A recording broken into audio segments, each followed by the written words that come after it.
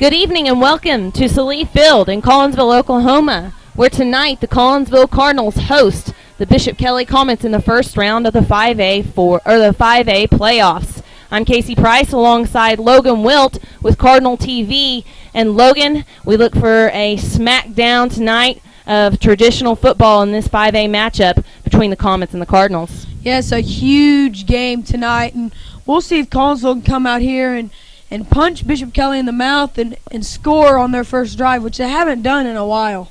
The captains are taking the field currently for the Cardinals and the Comets. Captains tonight for the Cardinals include the senior quarterback, Zane McElroy, wide receiver Dylan Cook, wide receiver slash tight end slash defensive end Keenan Hamilton, and wide receiver slash cornerback T.J. Johnson. And I should have done the slash for Dylan Cook. He's also a cornerback as well. So we're down at the coin toss at this point as the rest of the team waits in the helmet to charge the field.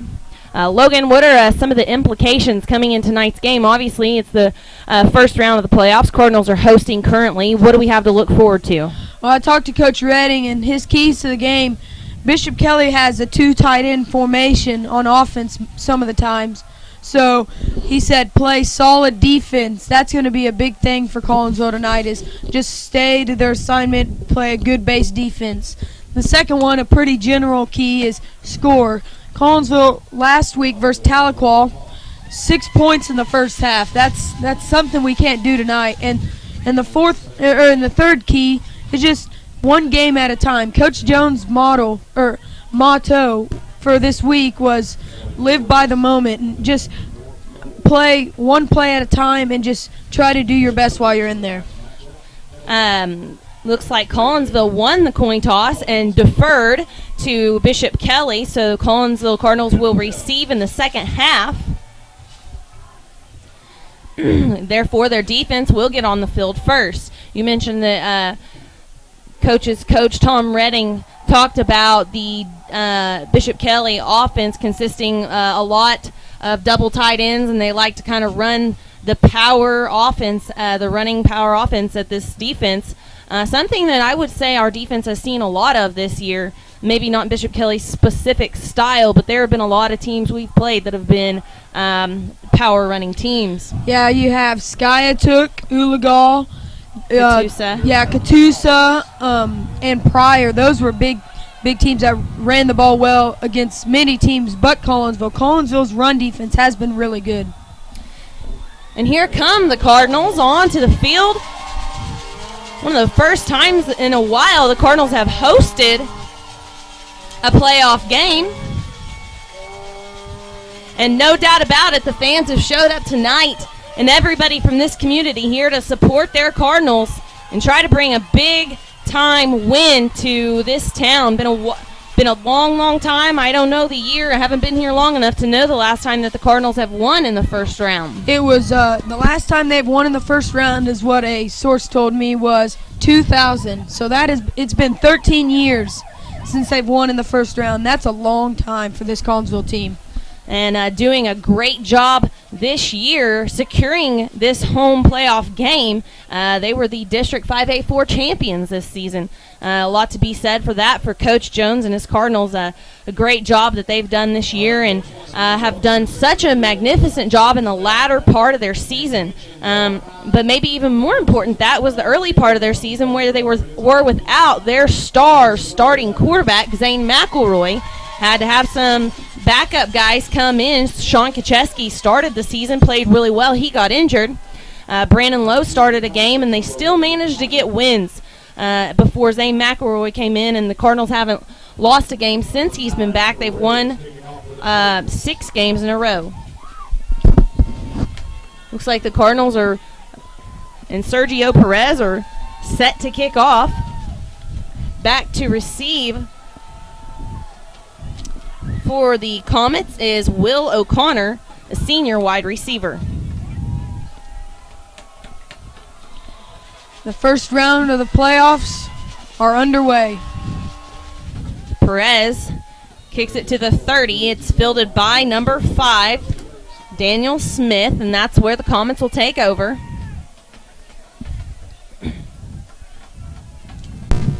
perfect night for playoff football here in Collinsville. It's a decent 56 degrees out here with a 12-mile-per-hour wind, and that wind's coming out of the southeast.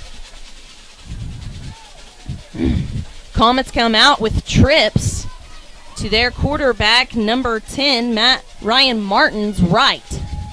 Back is number 16. He looks to pass. Instead, tucks it in.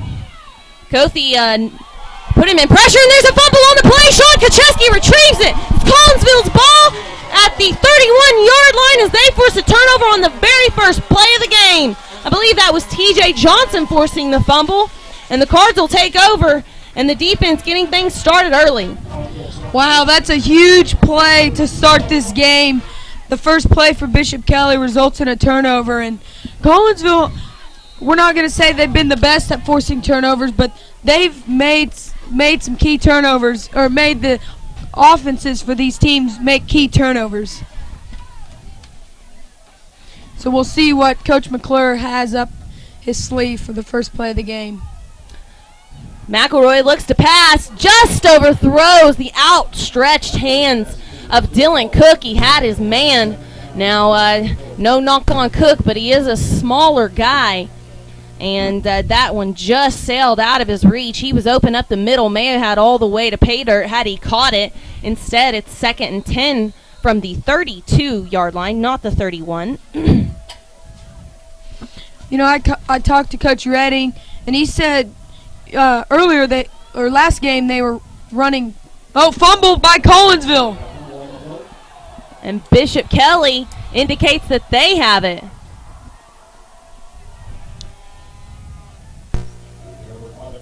And they do. So it was kind of a miss handoff. Okay. So Bishop Kelly will get the ball back. But Coach Redding said that if you watch, Cole Kime will line up on the right side of the line sometimes. And I asked him, he said, "Oh, you noticed that?" He said, "That's a secret. I can't tell you that." But he said they'll be doing it tonight. Quarterback pitches this time to his back. That's number 16, Brendan Rowland. He got a gain of 3 on the play.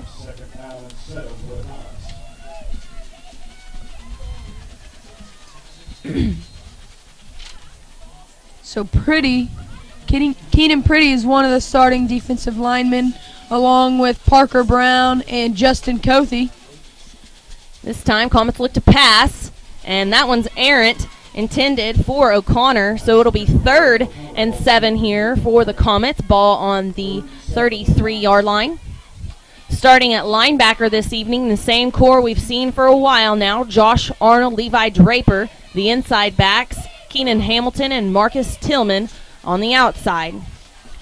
At defensive backs, you have Dylan Cook, Sean Kacheski, Brandon Lowe, and TJ Johnson. Brandon Lowe come in to start in these last 4 games, I believe, and has done a really good job giving Ryan Haymaker extra break so he can focus on the offensive side of the ball alone. Quarterback again tucks it. Kacheski looks to make a tackle. He misses. And that'll be a first down for the Comets as Martin makes it all the way to the 49-yard line on the rush. That's too many yards on a play like that. We had it almost stopped in the backfield, and he's able to break away, and a gain of about 15. That's one of the dangers of having a quarterback that can run. In that play, everybody was accounted for, and I think it was a draw all the way. Quarterback drops back, and he just tucked it immediately. The secondary had everyone but him accounted for. This time, he hands off to number 26. That's Thomas Bingham. He's tackled after a gain of maybe 2. Bingham, a wide receiver who came in motion there. Excuse me, he is listed as a running back, but he was lined up on that play as a wide out.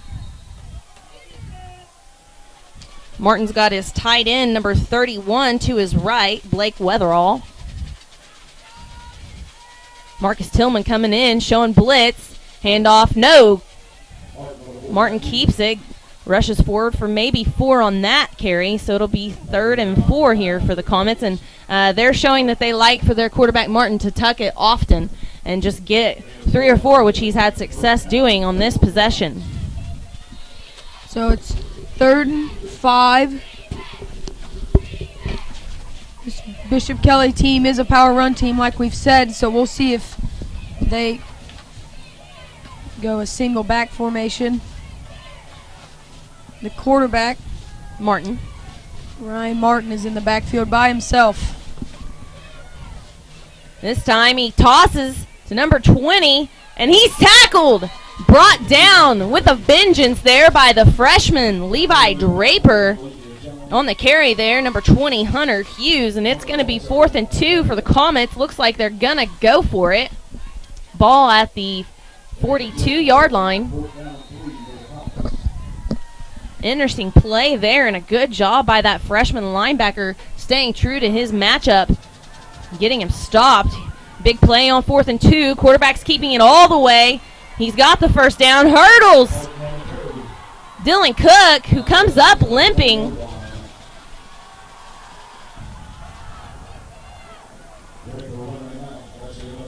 Another huge play by Bishop Kelly. Tyler Forrest going to have to come in here for Dylan Cook as he's checked out on the sideline. Did you know that hurdling is illegal in high school football? It's actually a penalty. You can be penalized 15 yards for hurdling. I guess the referees didn't deem that an actual hurdle.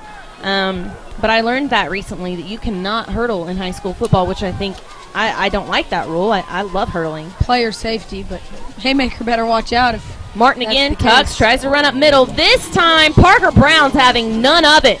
He penetrates that offensive line quickly and manages to bring Martin down after maybe a gain of 1, maybe no gain at all. And the Cardinals' front line is going to have to do more of that if Martin's going to tuck it and run up their middle. And don't be shocked to see that, because our defensive line has probably been the best part of our defense this year. Martin again, the only man in the backfield. Man in motion, hands off, it's a reverse. That's a block in the back, not called there on Pretty.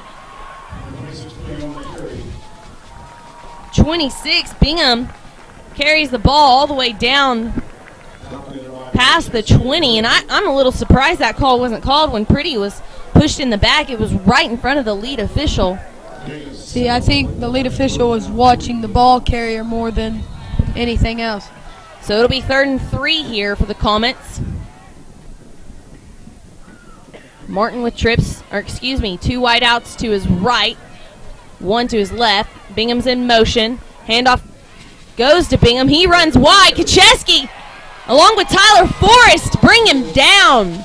That'll be a big loss for the Comets. Looked like a loss of about 6 on the carry. It'll be 4th down, and there goes the defense making a big play at the right time. Interesting play call there by the Bishop Kelly coaches. Well, Martin's had quite a bit of success running on 3rd downs for them, and now they have brought their kicker onto the field. That's number 38, Josiah Siddiqui. Kelly, their first drive, a lot of sweeps and guys in motion. Snap back, hold is down. Siddiqui's kick is up, and it's very wide left, no good, and the defense gets a hold there late. Good job by the Collinsville defense to get a nice stop when they needed it, and the Cards will get the ball at the 18-yard line. Excuse me, they'll get it right at the 20 here.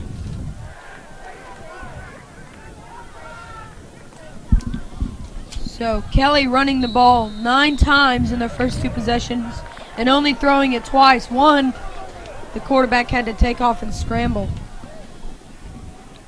Blitz coming from McElroy's left and his right. Hands off to Haymaker, and he does a nice job of tough running there. He might have 6 on that carry.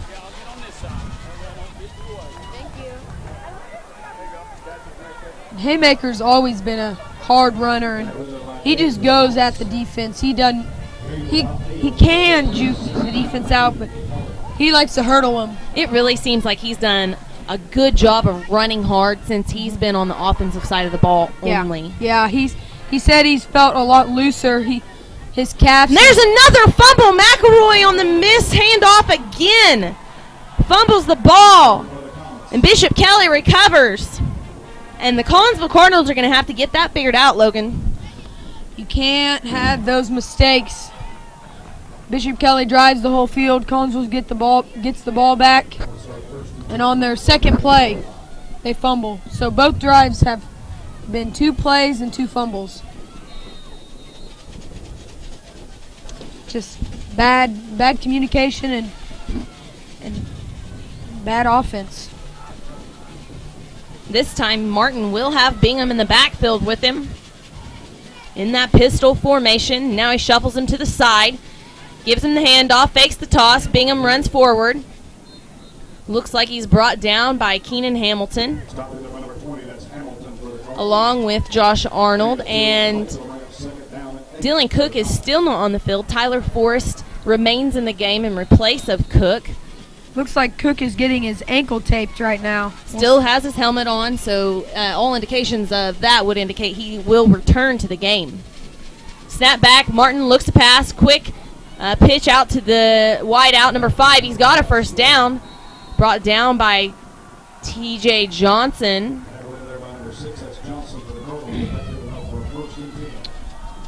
That's Daniel Smith on the reception, and the Comets have a 1st and 10 with the ball on the 11. Be real honest here. Our offense this year has put a lot of pressure on our defense, having turnovers like that, and our defense gets a key stop and our offense gets 6 yards and turns it over. Our defense they're back up against the wall right now. Martin has nowhere to go, creates a little something. Marcus Tillman was in on the play early. They're going to call it dead right around the game, original yard. Line of scrimmage. Line of scrimmage, thank you. Abdi. Cole Kime checks into the game for Keenan Pretty. Against Pryor, Collinsville did at one point bring in 4 big guys and go to that 4-3. That's going to be Bingham all the way into the end zone for a touchdown for Bishop Kelly. They get on the board first. On an 11-yard touchdown run by the running back, number 26. That's Bingham. How great is he in a senior?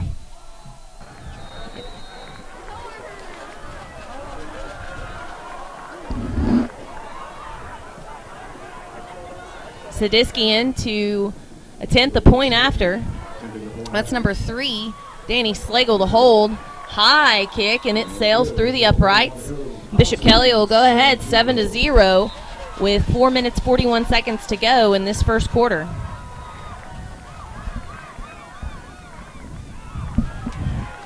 This Collinsville offense might be a little too juiced up right now, perhaps. I don't know if it could be nerves or maybe just too excited.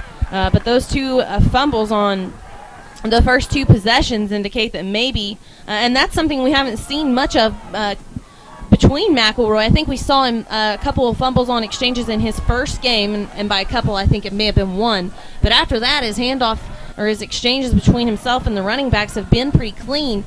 Tonight, we're not seeing the same thing. I don't think Collinsville has had back-to-back turnovers this season. So our offense on their first 2 possessions hasn't been very pretty.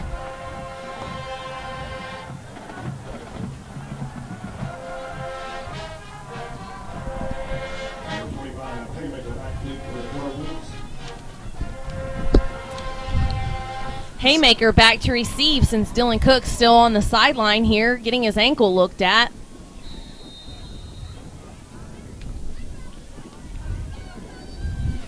Number 38, Sadisky, kicking off for Bishop Kelly. And a high kick. That could be trouble. TJ Johnson fields it wisely, goes down, and the Cardinals will have the ball at about the 30-yard line. Those are dangerous type of kicks when they sail that high. You're a sitting duck when that kickoff team comes in. Mm-hmm. And it'd almost be smarter instead of catching it and taking a knee, just to fair catch it. Yeah. So no one can come up and make a play. All right, so McElroy in his offense on the field. Austin Roberts, the sophomore wide receiver, in the slot position. Bing's Dylan Cooks here on the sideline. Bishop Kelly shows blitz. Quick pass is to Austin Roberts. Tries to make a move, breaks one tackle, has a gain of a couple. Coach is showing some confidence in their young wide receiver, targeting him as soon as he comes into the game. That was only good for a 1 yard gain. That was their second pass play of the game.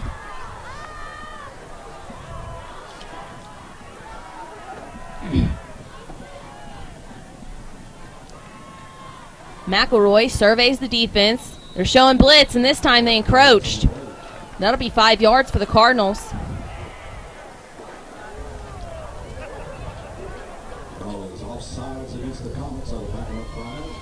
And so instead of 2nd and 9, it'll be 2nd and 4 here.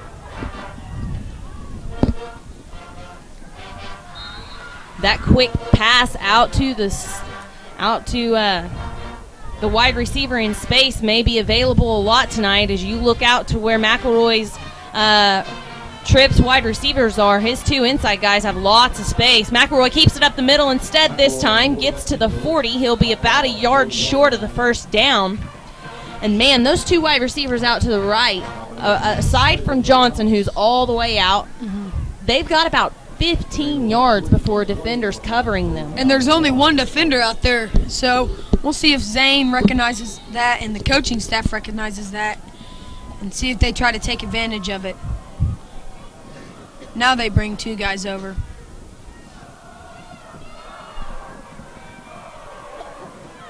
Quick pass to Hamilton. That's a good for a first down. He gets it to the 49-yard line. That pass good for about 10 yards. I like that play call. If Bishop Kelly's going to sit about 10 yards off, then why not take advantage of it? Yeah, and I like hitting Hamilton too. Traditionally, you like to hit quick, fast guys, but Hamilton, being as big as he is a hard guy to tackle as well. So I like hitting him. He did show his speed in Tahlequah with a 68-yard touchdown catch late in the game. Haymaker gets the handoff this time. He's got a few yards on the carry. There's a flag in on the play. It was where the pile was going on.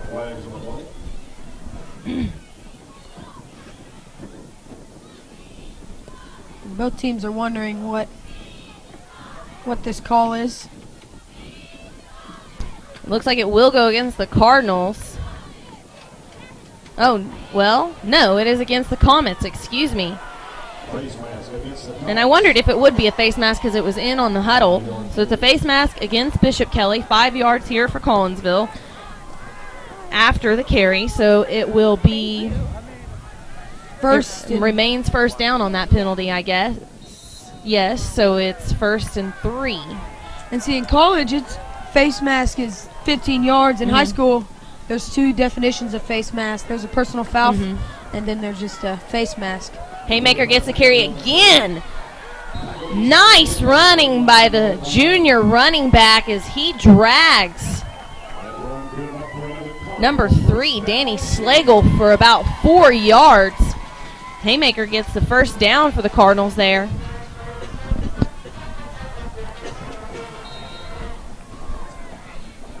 The training staff still talking to Dylan Cook. He's up on his feet. Looks like he is ready.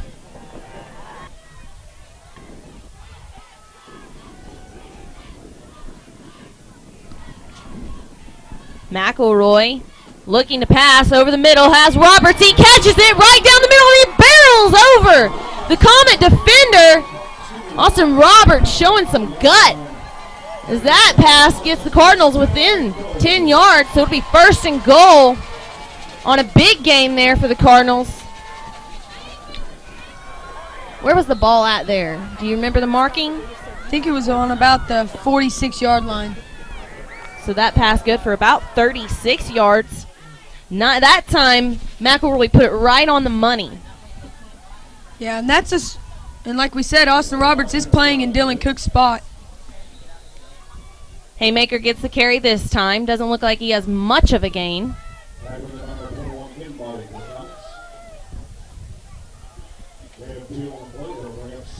Gain of 2.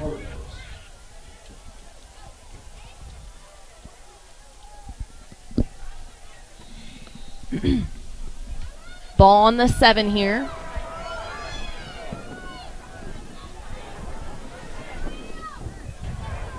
McElroy got 2 sophomore wideouts to his right in Roberts and Forrest. The senior, Keenan Hamilton, splits them. TJ Johnson solo to the left. McElroy looks to him. It's the fade. And nearly intercepted, but it gets to the ground before it is. And that's becoming a little predictable that when the Cardinals get into that goal, get into first and goal situations, that they're liking that play. Double covered was Johnson that time, so it'll be 3rd and 7. We'll see what they do here.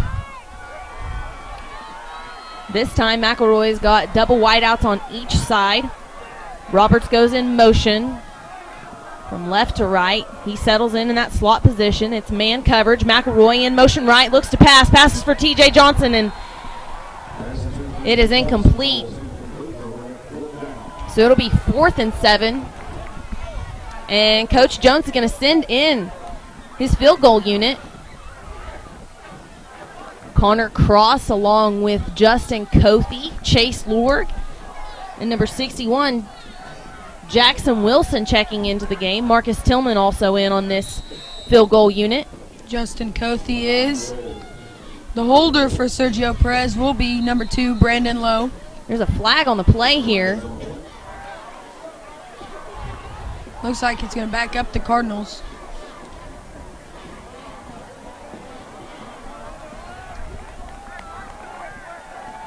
It's a false start, and we see this every game on the field goal unit. It might have been a legal procedure. I think they were talking to Cole Kime. I think he might have moved the ball forward a little bit when he went to grab it and get his handle.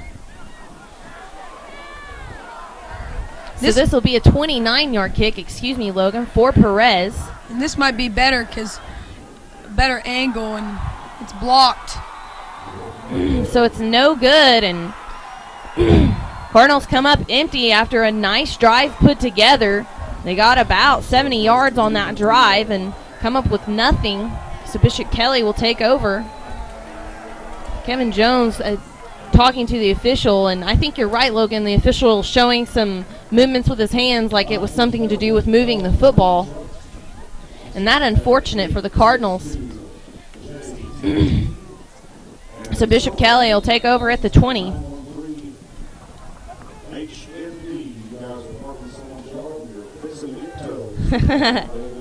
PA announcer announcing that somebody's parked in somebody's yard, about to get towed. Martin keeps it, runs left.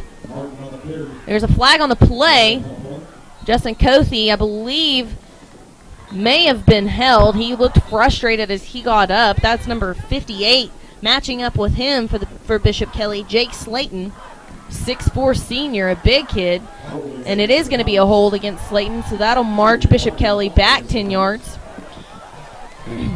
I think Cothe beat him on the left side and for precautions grabbed a hold of Cothe's jersey.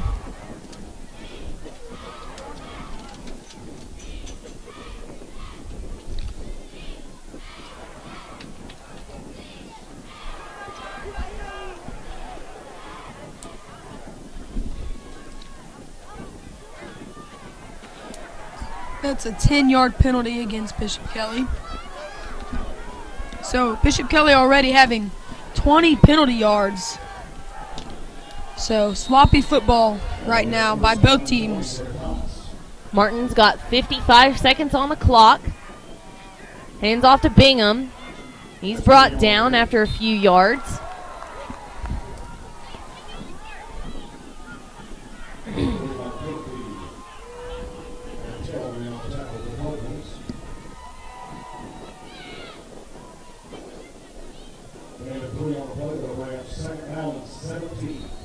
Second and 17 here for Bishop Kelly. 25 seconds on the game clock, so 5-second difference between it and the play clock. Bishop Kelly will have to run one more play. They line up with 2 wideouts to Martin's right. Bingham in the backfield along with him. He keeps it, runs up middle, has some room. Kucheski brings him down. He gets all the way to the 23-yard line, I believe. That'll be the last play of this first quarter. We'll take a break before we come back with the start of the second quarter here in Collinsville.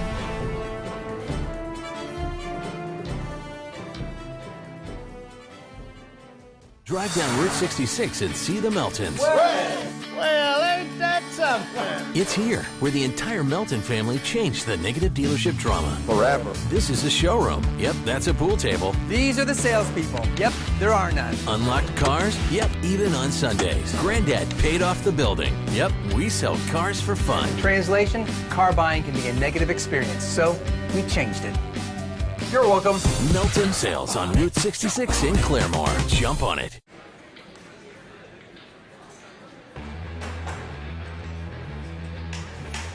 Can I get a ham and Swiss sandwich with extra cheese, please?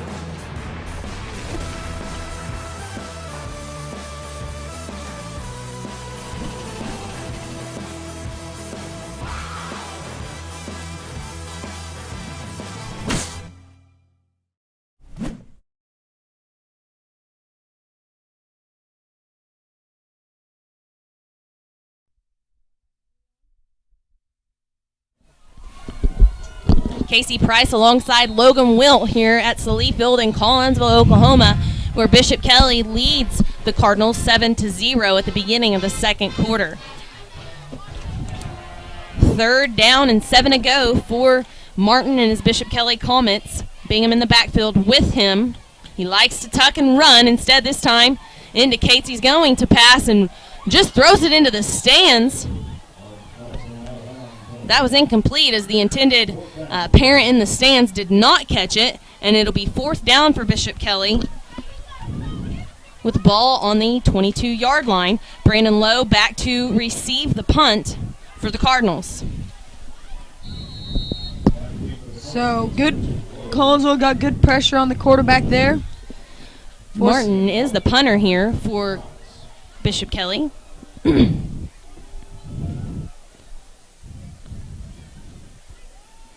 Nice snap and a nice punt.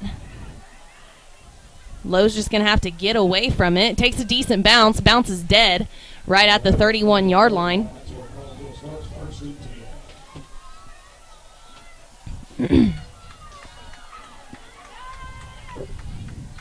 So Bishop Kelly having 4 possessions in the first quarter. Good job by the defense there, forcing a quick 3-and-out, giving their offense a little bit more time. Something the Cardinals, you mentioned it before the game started, haven't been real good at this season, has been getting their offense going early. Maybe now it's the second quarter, they're getting the momentum kind of like they've done so far in the season. Hopefully he can follow tilt and get something started. McElroy eyes that blitz coming to him from the right, hands off to Haymaker. He's done it consistently. Haymaker runs forward for a few yards, and right now Bishop Kelly is trying to force the ball out of McElroy's hands, and he's doing the smart thing and just giving it to Haymaker. Haymaker's had 3 or 4 or 5 or 6 yards every time he's touched it. So McElroy doing the smart thing and handing off to his running back. There's going to be an injury on the field here. The one thing I like about Coach McClure, the offensive coordinator for the Cardinals, is he's not shying away from the read option. Even though it's caused 2 turnovers, he's still going to run what Collinsville does best, and that's the read option. I think the injured player on the field is number 3, senior Danny Slagle.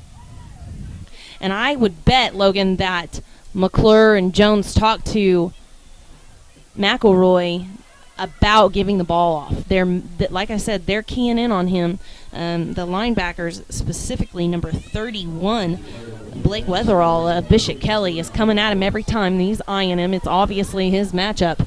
And McElroy is taking note of that now and just giving it to Haymaker every time. And that's the smart thing. I mean, if the teams are going to key in on you, you've got a good enough back with Haymaker that he's going to get 3 or 4 yards on every carry. So it'll be 2nd and 5 here for Collinsville. Offensive line tonight centered by the senior, Colton Conover. He's flanked by Jake Douglas and Jackson Dew. McElroy keeps it this time over the middle. Looks like he just falls at the line of scrimmage, so it'll be 3rd and 5. On the ends for Collinsville, Joey Kropinski in right now, along with Cole Kime.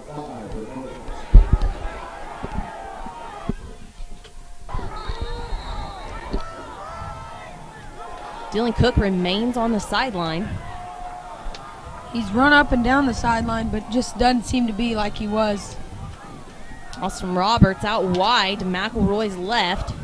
McElroy looks to pass in motion right. Has Keenan Hamilton, tosses it up to him. Keenan pulls it down, avoids the tackle. He's at the 25, the 20, the 15. He's brought down at the 15-yard line on a really impressive catch by the senior wide receiver. Yeah, he had to go up and make that play. Kind of underthrown, and I saw the DB kind of sneaking over, trying to make a pick, and Keenan Hamilton is just too big for the defensive backs of Bishop Kelly. Big gain there for the Cardinals and maybe some momentum to follow. Ball at the 16-yard line here. 10 minutes, 29 seconds to go in the half. McElroy's got Hamilton to his right. Trips to his left. Blitz coming from the left. Oh, we'll see who this penalty's on. Colton Conover points at the Comets. He was definitely pushed over, but it'll have to be the officials' judgment whether the defense was incited. Looks like they're going to call it on Collinsville. That'll be the first penalty of the game. First down and 15 for the Cardinals. Both teams jumping offside, but I know Bishop Kelly was pleading their case that Cole Kime was the first one to jump off sides. Same formation here.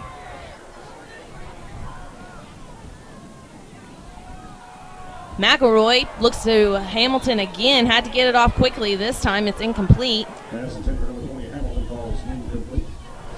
We have second down and 15 for the Cardinals. Good job by McElroy getting that ball off. And the Comets have pretty consistently shown their 2 outside linebackers blitzing every time. Number 31, Blake Weatherall, along with number 21, Bryce Inbody. And Bishop Kelly runs a 3-4 defense, but like you said, bring up 2 linebackers. Looks like we can count number 32, Zach Sheehan, in on that blitz as well. McElroy, motion right, looks to pass, has Johnson. He catches it, still on his feet, knocked out of bounds at the 10. That'll be a gain of about 10 for the Cardinals, and it'll make it 3rd and 3. So a good pickup there by McElroy and Johnson. 3rd and 3s haven't been hard for Collinsville to pick up with Zane McElroy, power runner, and Ryan Haymaker, just an all-around speedster. Third down 8 for the Cardinals. Excuse me, 3rd down 3 for the Cardinals. TJ Johnson in single coverage to the right. See if the safety goes and picks him up. And Collinsville's going to call a timeout here.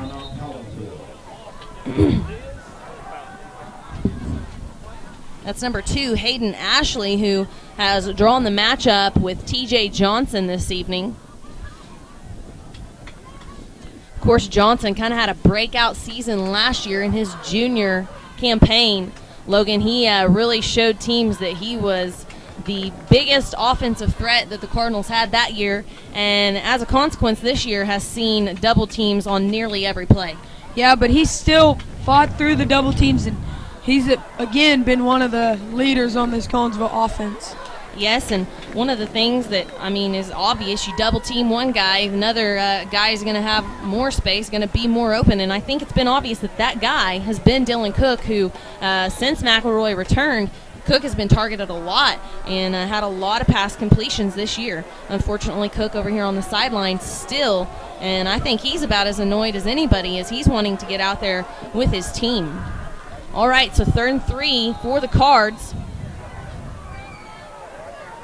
There comes that double team as Danny Slagle joins in on Johnson. Misdirection play and almost caught by Johnson, just overthrown. Nice play call that time as McElroy went in motion left, as did Johnson. He indicated a slant route there and then broke out for the fade.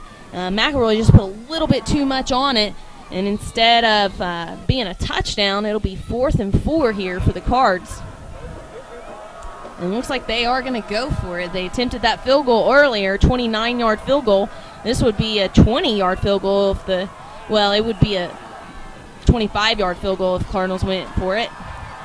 Instead, they go for it here on 4th down, and I think the Cardinals are going to call another timeout. I don't know if that's because they're not lining up right or they're just making sure that they're going to get the right play call down. Well, either way, Perez stays on the sideline, so we know they're not changing to a field goal attempt here.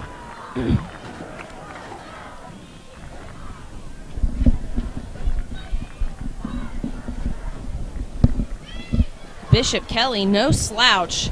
Their record doesn't indicate the teams that maybe they've lost to. Their record 6-4 coming into tonight's game.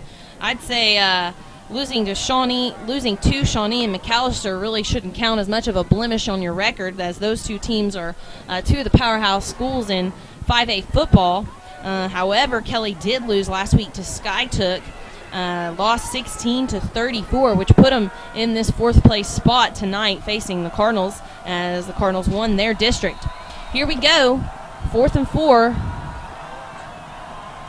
McElroy surveys the defense, takes a snap in motion left, squares his feet, tosses for Keenan Hamilton. It's bobbled and incomplete. I thought he maybe should have took off and ran. The Haymaker had the defensive end sealed. And so again, Collinsville puts together a really nice drive and comes up with a goose egg. And the defense is called on to get another stop.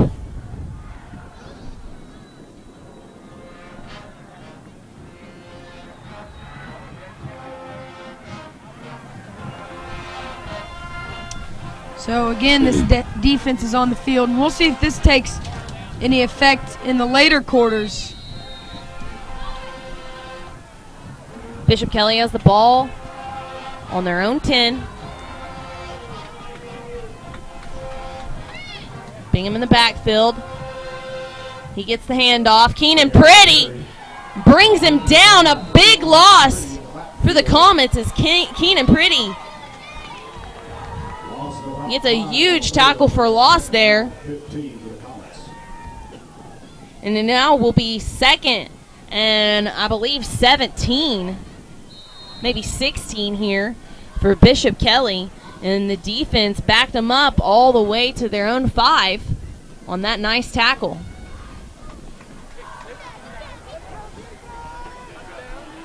Cardinals showing single coverage here. Only 2 wideouts in the game right now. Martin going to take it. Chonkacheski brings him down. Gain of 5 on the carry, so it'll be 3rd and 10 here for BK. Kacheski doing a good job coming in from the safety position there to make the tackle on Martin. And it's going to have to be him who does that a lot of the time, either him or Brandon Lowe, when Martin's going to tuck and run. Collinsville stands chanting defense here. Martin in motion right, looking to pass, and throws over the head of his intended wide receiver, number 11, Will O'Connor. And it'll be 4th and 10 here, but there are flags on the play. Oh, that's not a good sign. Hopefully holding. That's what I believe the call is. Illegal men downfield, is I think the call. I'm impressed by you, Logan. You know your football. Yeah. What can I say? Officiating, at least. I'm a sports guy. Collinsville will decline and force the 4th and 10 instead. Brandon Lowe back to receive the punt. Back lead for the Cardinals. That's number 2, Lowe. Martin punting for the Comets. This punt return team looks exactly the same as the defensive unit.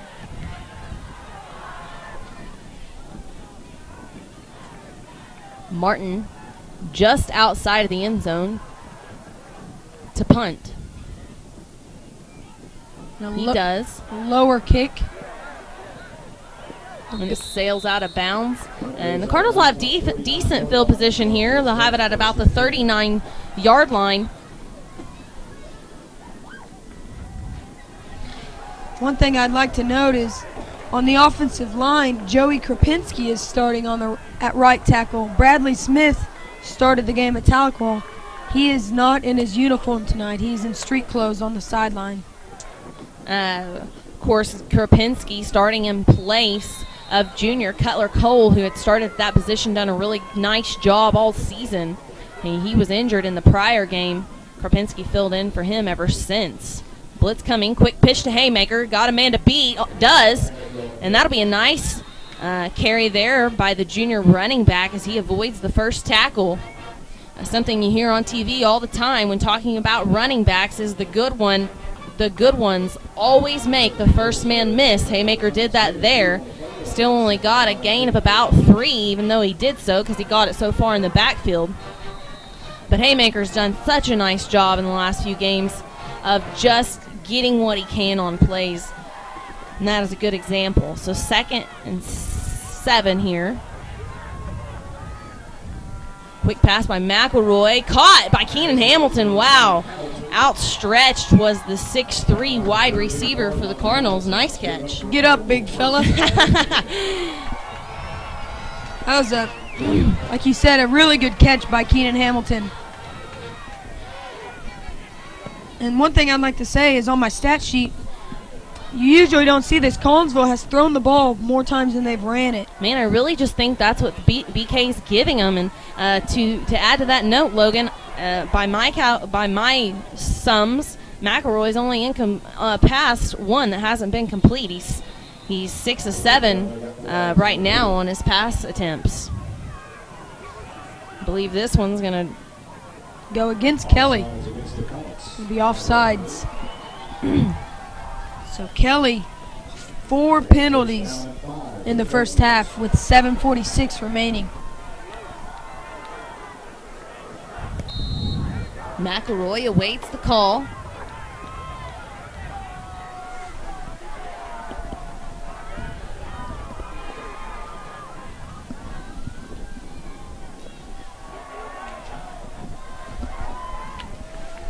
From the shotgun, McElroy keeps it this time, runs up the middle, has a nice gain of about 3, maybe 2 on the carry, so it'll be 2nd down and maybe 2 here. Collinsville does get the ball in the second half, so they need to score on this drive here. Well, it'll hurt bad if they walk away from another nice drive without anything to show for it.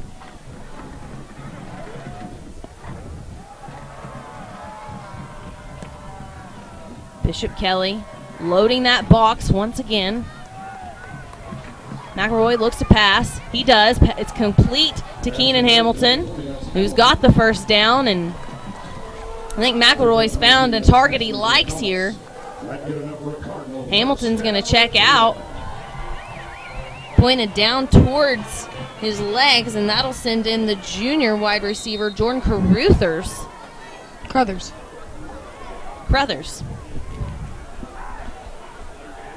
Looks like Hamilton's cleat came off. Oh, he blew out his cleat. Somebody's going to have to ante one up over here on the sideline. There's a bunch of people volunteering. Quick pass to Tyler Forrest. He's got some yardage. Makes a man miss with a shifty move, and he gets down to the 19. Nice footwork there by the sophomore wide receiver on his first catch of the evening. Looks like number 38 I don't have him on my roster. He's going to give up his cleats for the night. Hopefully those toes don't get cold.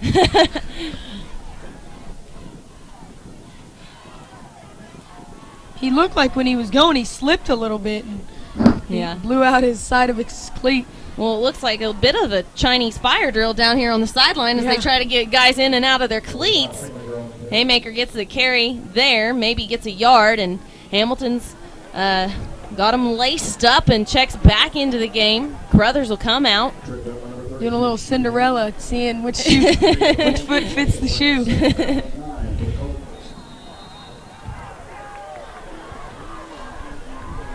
Gotta think it's gotta be an honor to give your shoes up to the senior wide receiver who's having a nice game so far this evening. That's when you know he's playing hard, when And you blow your shoes out. Yeah. 2nd and 9. I'm sure the ladies think that's cool too. McElroy hands off to Haymaker. He's got a nice run up the middle, and it'll be 3rd and 5 here for the Cardinals.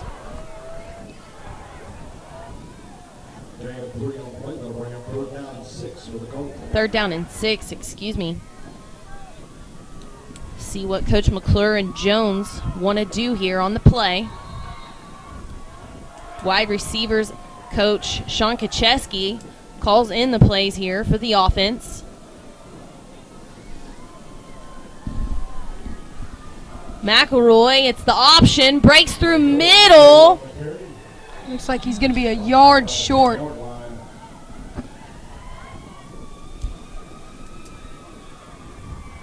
I don't think there's any doubt that Jones is going to go for it here. Be interesting to see if we see McElroy line up under center. Not something that we see often, but something that we have seen a couple times this season. 4 minutes and 12 seconds to go in this half. 18 seconds on the play clock. Crowd on their feet. And Bishop Kelly's going to call a timeout. That's a smart call by the coaching staff. And that gives Collinsville time to talk over what play they're going to do.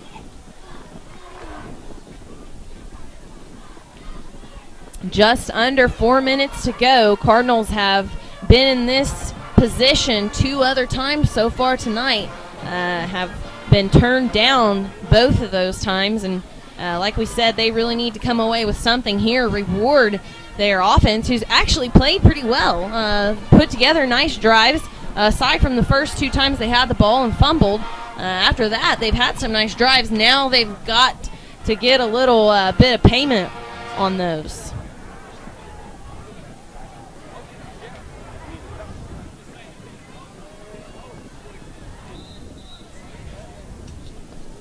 In the game for the Cards, Forrest, Hamilton, Roberts, Haymaker, Johnson. McElroy, of course, the quarterback. Cole Kime, Douglas, Conover, Dew, and Krapinski on the line. Comets showing single coverage on Johnson. He's at the bottom right of your screen. McElroy attacks that matchup. No flag there. And Coach Jones is not very happy. I don't agree with it either. I think he was hit a little bit early. Like the play call on that slant route by Johnson. But again, the Cardinals come up with nothing on the offensive possession, and the defense back onto the field. Now the defense has got good rest. It's not like they haven't been on the sideline for drives. The offense just hasn't been able to put any numbers on the board. So Martin alone in the backfield here. 3 minutes, 54 seconds to go in the half. He tucks, going to run up the middle. Keenan Hamilton in on the tackle, but Martin will have about 5 on the rush.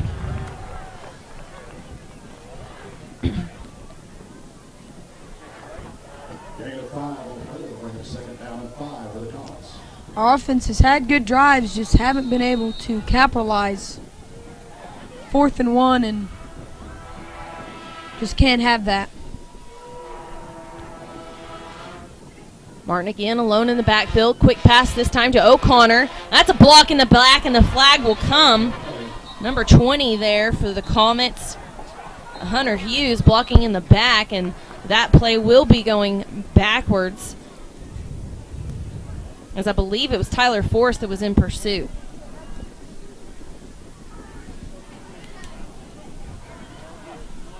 And that will help out the Collinsville defense, backing Bishop Kelly up 15 yards. And you know what we need right now, Logan, is a defensive touchdown. That'd be huge. Of course, against Pryor, T.J. Johnson did get a pick six, and it was the first points of the evening for the Cardinals as their offense again was putting things together and not scoring on drives. After Johnson found pay dirt, the offense kind of followed tilt. 2nd and 10, another pass to O'Connor, bobbled, and Josh Arnold puts a hit on him, and that'll be incomplete. And it'll be 3rd and 10 here for Bishop Kelly. This is a big 3rd down right here for the Collinsville defense, maybe giving their offense a chance to get back on the field. Run a 2-minute drill, maybe getting that momentum in their offense will help, although getting yards hasn't been their problem. It's been getting in the end zone. 3rd and 10 here for Bishop Kelly. Clock is stopped at 3:12. Brandon Lowe at safety. Arnold rushes through the middle. Kothi in pursuit as well, and he's sacked. Martin brought down by the sophomore Josh Arnold, who's had a really good season at that linebacker position. And it'll be 4th and, I believe, like 22 yards here for Bishop Kelly. So a really good chance to get good yardage here for the Cardinals. Brandon Lowe back to receive. Let's see if he can field this one and get any yards on the return. I've said it once and I'll say it again. I enjoy watching Josh Arnold play on the defensive side of the ball. Really undersized for a linebacker in 5A, but plays with a lot of heart. Lowe will have a chance to field this one. He fields it at the 45, runs right, has a blocker in Forrest. He's at the 30. T.J. Johnson gets another block, and Lowe gets all the way to the 15-yard line before he's brought down. There is a flag on the Bishop Kelly sideline, and I think it's going to be against Bishop Kelly, maybe a sideline infraction or a personal foul, unnecessary rough or unsportsmanlike conduct against the Bishop Kelly coaching staff. And that could be huge, adding another 15 yards to the return, a great return of Brandon Lowe. Nice blocking as well by his fellow wide receivers. Tyler Roberts was hooked up blocking somebody. T.J. Johnson kind of cleared a path where Lowe could have had the ball at the 30. Instead, he manages to get to the 20.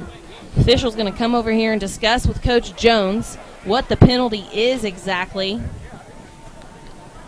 Ball currently at the 15. Officials out, and they place it there. It is a sideline infraction against Bishop Kelly. But that is only a warning for the first time. And it looks like the ball will be at the 16 here for the offense.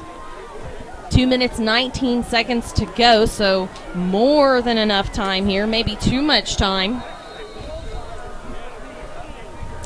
Keenan Hamilton lined up on or in the tight end position. McElroy keeps it, runs through that direction, falls forward for maybe 3 yards on the carry. Cole Kime was also on the right side of the football field. Like I said earlier, Coach Redding said that is a new thing they put in this year, and it's a secret. Can't believe they keep secrets from us, Logan. I know. It's not like we're broadcasting to the world. No, I know. I tried to get him to tell me, but he said if he told me, he'd have to kill me. So. All right. 2nd and 7 for the Cardinals, a minute 45 on the clock. McElroy this time does hand off to Haymaker, the speedster. Apparently did not get out of the bounds. The officials signaled for the clock to continue to run. Ball is at the 10, so they'll be about 3 yards shy of the first down. 3rd and 3 here for Collinsville. Clock ticking, a minute 25.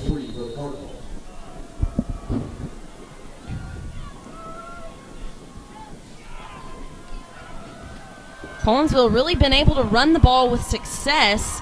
They haven't run it much on these third down type situations. We'll see if they elect to pass again, which is what they've done the majority of possessions.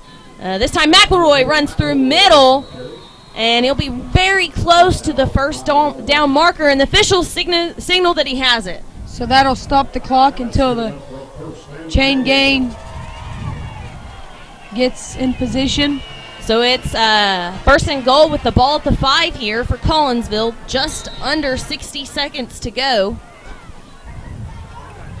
Now it begins to run again. And again, Cole Kime on the right side of the line.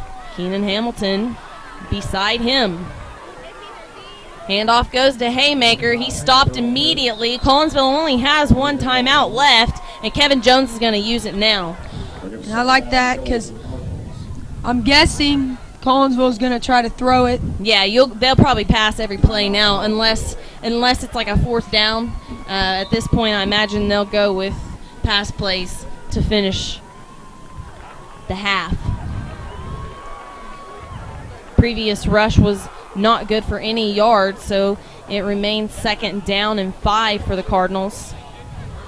This is a huge red zone play and plays, because if Collinsville was to score, assuming the extra point is good, that ties the ball game up, and Collinsville gets the ball the second half. Hopefully their offense, as we've seen, started to get stuff clicking and figuring out what they're going to do, what their game plan is. See if they can come out and score again.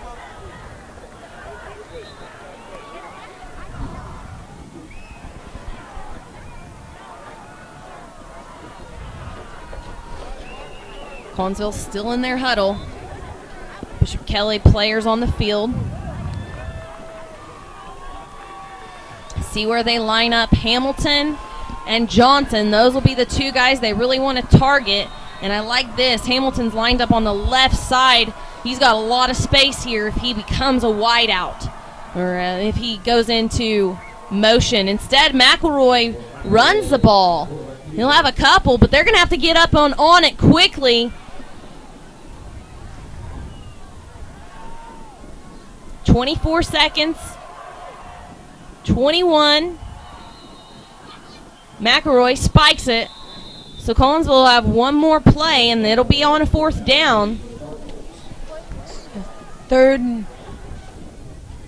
4th. Oh, it is 4th down, though. Yeah, because the spike counts as their. Yes, I forget.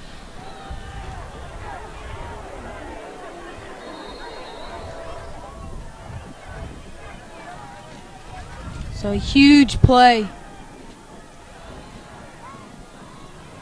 The ref's not starting the play clock yet, which is interesting. Oh, they're trying to signal to start it, and it hasn't started up here in the press box. Let's see if the officials are going to discuss that, because they were signaling to start it, and it never did.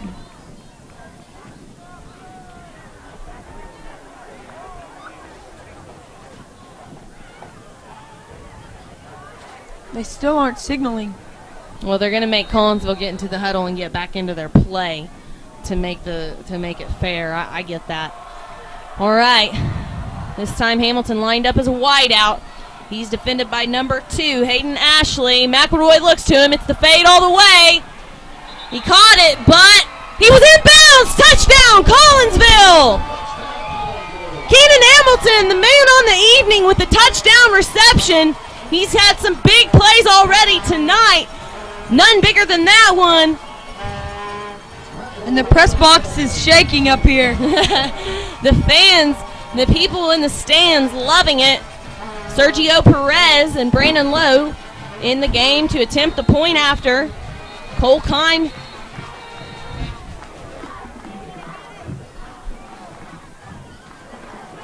And let's see here.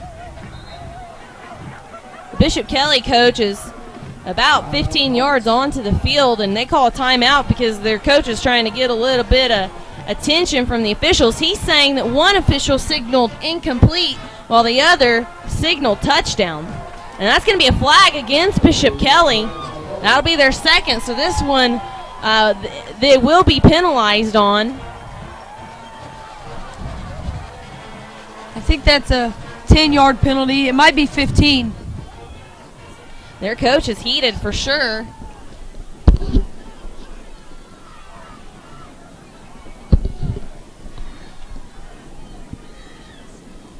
But this is not college football and this is not the NFL, so it will not be reviewed and the play will stand as called. That might be a good thing, because I couldn't tell from up here, so I hope the referees had a better look at it. Well, the guy who called it was he was lined up right on the out of bounds there on that end zone. So you got to believe he saw it. He's still on the field talking with the officials.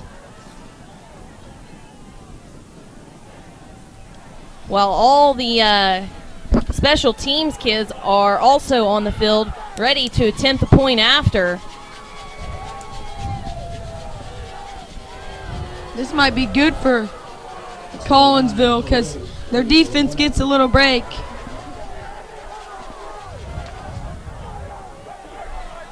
I think Coach Jones doing something wise here, calling his guys back to huddle. Don't just have them standing out there with nothing to do, waiting to attempt the kick. Just like in basketball, you don't leave your guy standing at the free throw line for a minute waiting to shoot his free throw. You call him in and you talk to him. You get their minds on something other than just thinking about what they're about to do.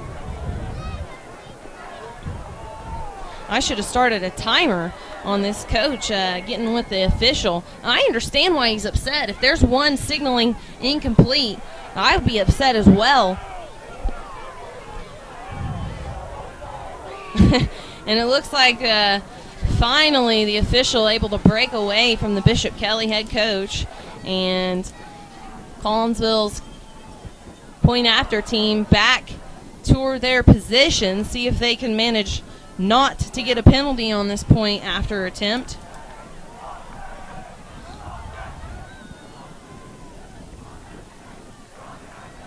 Brandon Lowe will be the holder. Okay. You want to set the camera up pointing toward the center of the field? And the official now over trying to explain things to Coach Jones. So the players again standing up over by the ball. Coach Davison trying to talk to his kicker, Sergio Perez. Again, this is Perez's first year ever to play football. Done a pretty good job as the place kicker this season. Only a sophomore. Heck of a soccer player is what I'm told.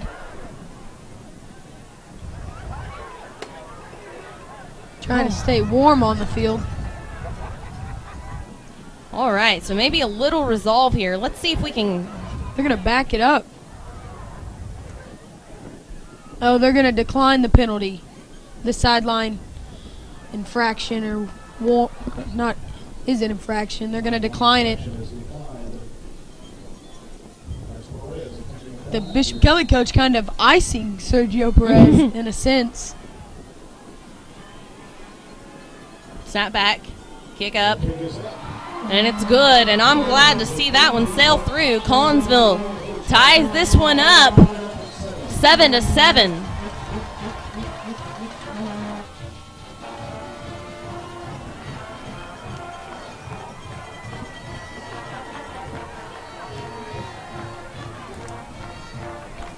And with 13 seconds to go in the half, Collinsville will kick off and hopefully manage to get into the locker room with this thing tied up. You know, I have to wonder whether they're going to pooch kick it like they always do or if they're going to kick it deep. I bet Perez will kick it over there to his right and towards the 30. And it's been pretty consistent when he's done he's done that most of the year. The exception was actually the last game against Tahlequah. They kind of let him showcase his foot a bit, and he can get it back within 10 yards of the end zone when they cut him loose.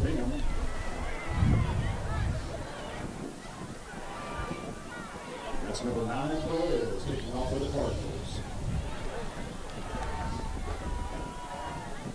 Number 20, Hunter Hughes, the Either him or 35 likely to be who are targeted. That's Max Denny. They'll be in the bottom right corner of your screen.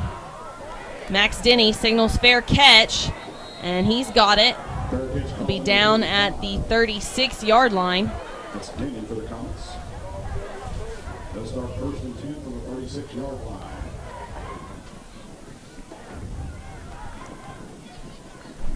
So Collinsville having no timeouts, Kelly having one.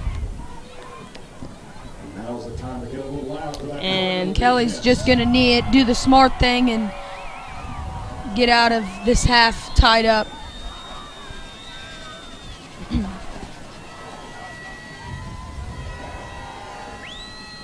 And they do, so that'll be the last play of the first half.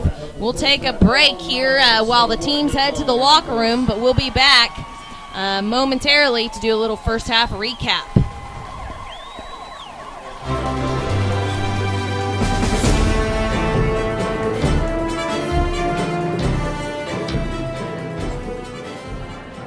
Drive down Route 66 and see the Meltons. Well, ain't that something? It's here, where the entire Melton family changed the negative dealership drama. Forever. This is a showroom. Yep, that's a pool table. These are the salespeople. Yep, there are none. Unlocked cars? Yep, even on Sundays. Granddad paid off the building. Yep, we sell cars for fun. Translation, car buying can be a negative experience, so we changed it. You're welcome.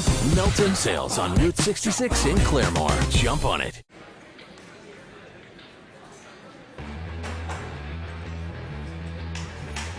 Can I get a ham and Swiss sandwich with extra cheese, please?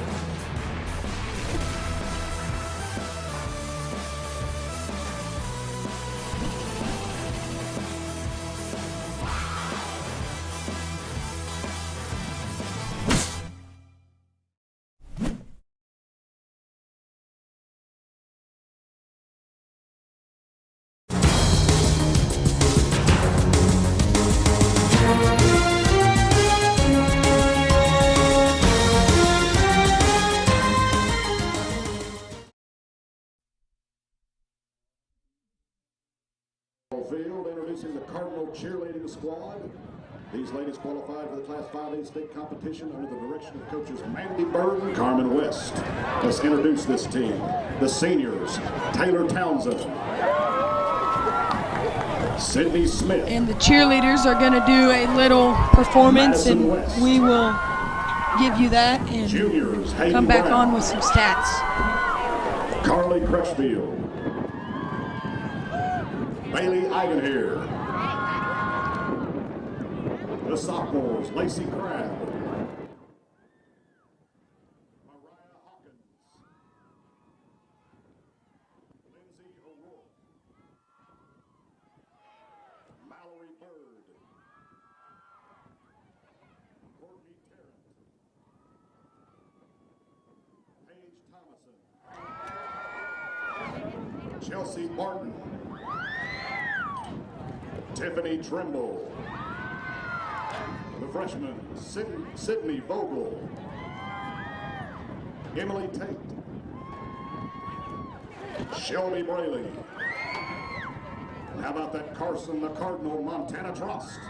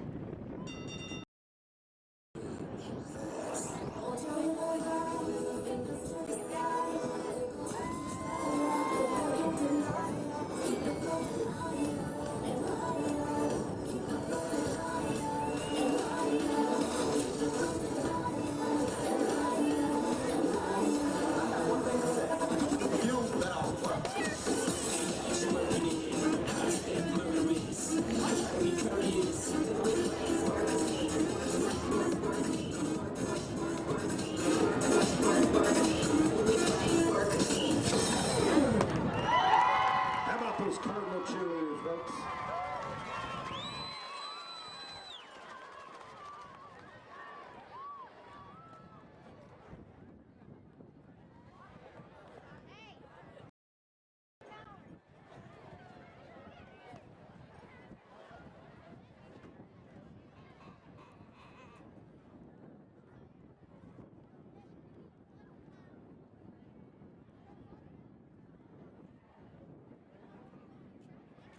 Folks, once again, I want to direct your attention out there around the 50-yard line. This is the Collinsville girls cross-country team. They placed third in the Class 5A girls cross-country meet in Edmond. Let's announce them right quick. It's Emma Alexander, Carolyn Blevins, Cody Brown, Mallory Bird, Izzy Cottrell, Bailey Eigenhair, Sammy Hart, Taylor Lawley, Hannah Lindsay, Summer Taylor, Ellen Thomas, Lauren Wilson. Gavin, and he's a proud supporter of this Cardinal football team. And how do you think this football team has done so far this half? Honestly, I'll give you this. It was a little sloppy to start off the first half because we started off the first 2 drives with 2 fumbles, and after that, they were trying to play catch-up all the game long. But I really liked it how they started to pick up after the second quarter. The second quarter was really a turn-on. The coach said something to them, and boy, they got fired up. And right now, we need to make sure we keep that motivation because I know Collinsville's a great second-half team, but right now we need to make sure they keep the drive going because if they start stopping now, Kelly's going to run over them all night long. Yeah, and Kelly's defense is haven't really given the offense problems until they've got deep in the red zone, and then Bishop Kelly's defense has come up pretty big. Well, here's the thing about the defense, though. Kelly's been doing really well. I will say this. For them having to lose the last 3 out of 4 games, though, it was really hard to say. Now, the best thing I would say about this is probably go ahead and throw it with the deep ball. If they keep going with the short runs and the short passes, they're not going to get well. So I will say this. If they go ahead and throw the deep ball, they'll have a chance to win for tonight's game. Thank you, Gavin. All right. We'll take a quick commercial break and be back to give you some stats.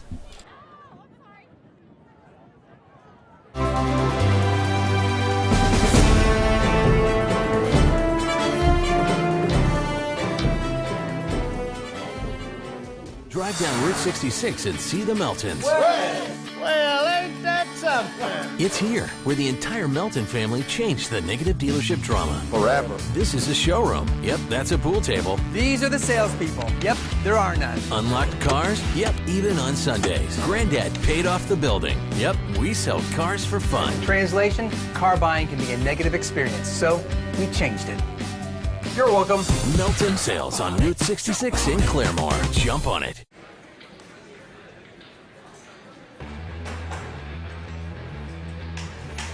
Can I get a ham and Swiss sandwich with extra cheese, please?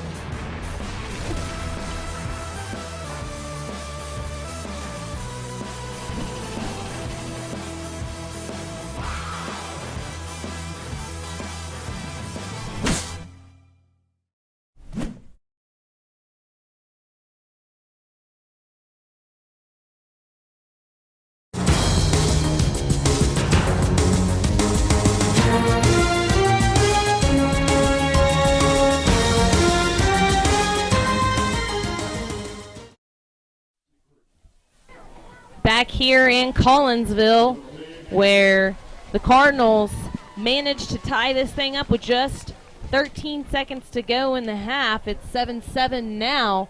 Logan, they finally did what they failed to do on 2 other possessions. They got in the red zone, and they scored some points. They put some points on the board. You were talking about it with Gavin just then. Bishop Kelly really hadn't stopped the Cardinals until they got in the red zone. So talk about the importance of Collinsville being able to score that last drive. It's huge. It gives Collinsville the momentum going into halftime, getting down to the red zone and not doing very good in the red zone.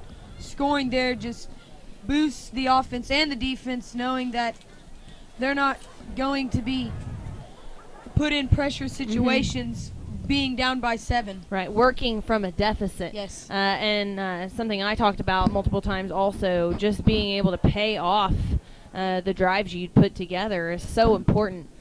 So let's talk about some of the successful things happening. McElroy, and this is not 100% accurate, but based on what I've got so far, I've got him completing 7 of his 8 passes so far this evening.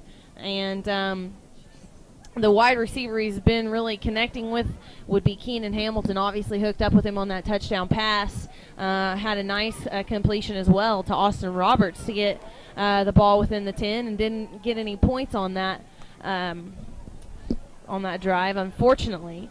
The defense has played pretty well. I mean, the 7 points Bishop Kelly scored was after the offense gave up the ball, fumbled the ball in the red zone. So Bishop Kelly took over with the ball on about the 20, on their own 20-yard line, or excuse me, on the Cardinal 20-yard line.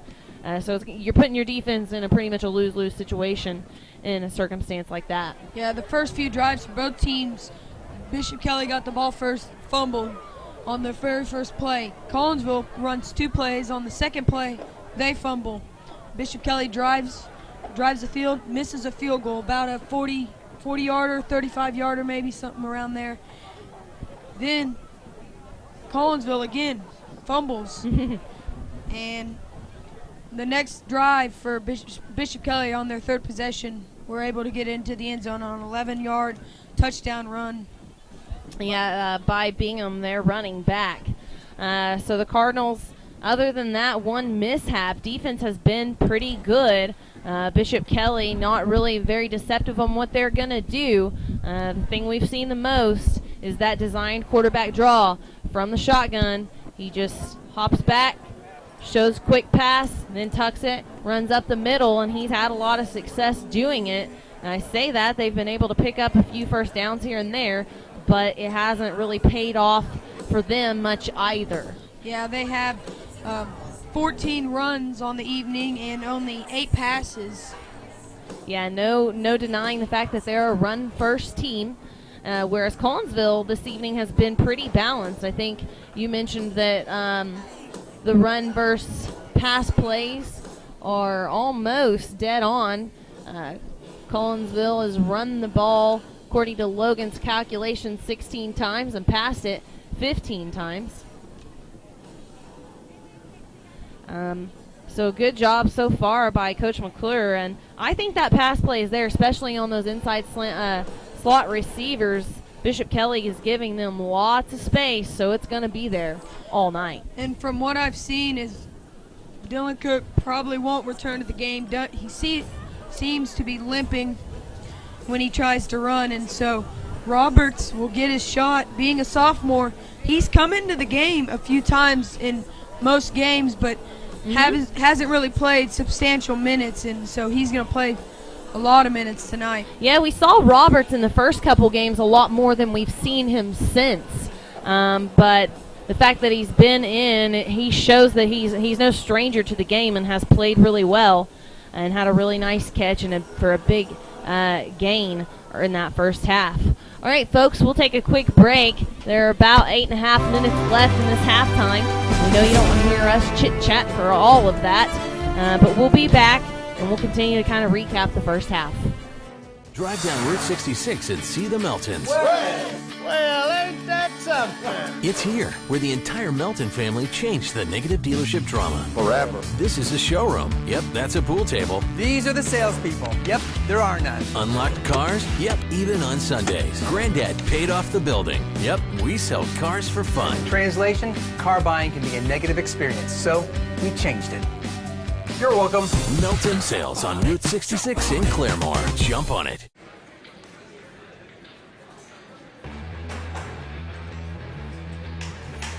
Can I get a ham and Swiss sandwich with extra cheese, please?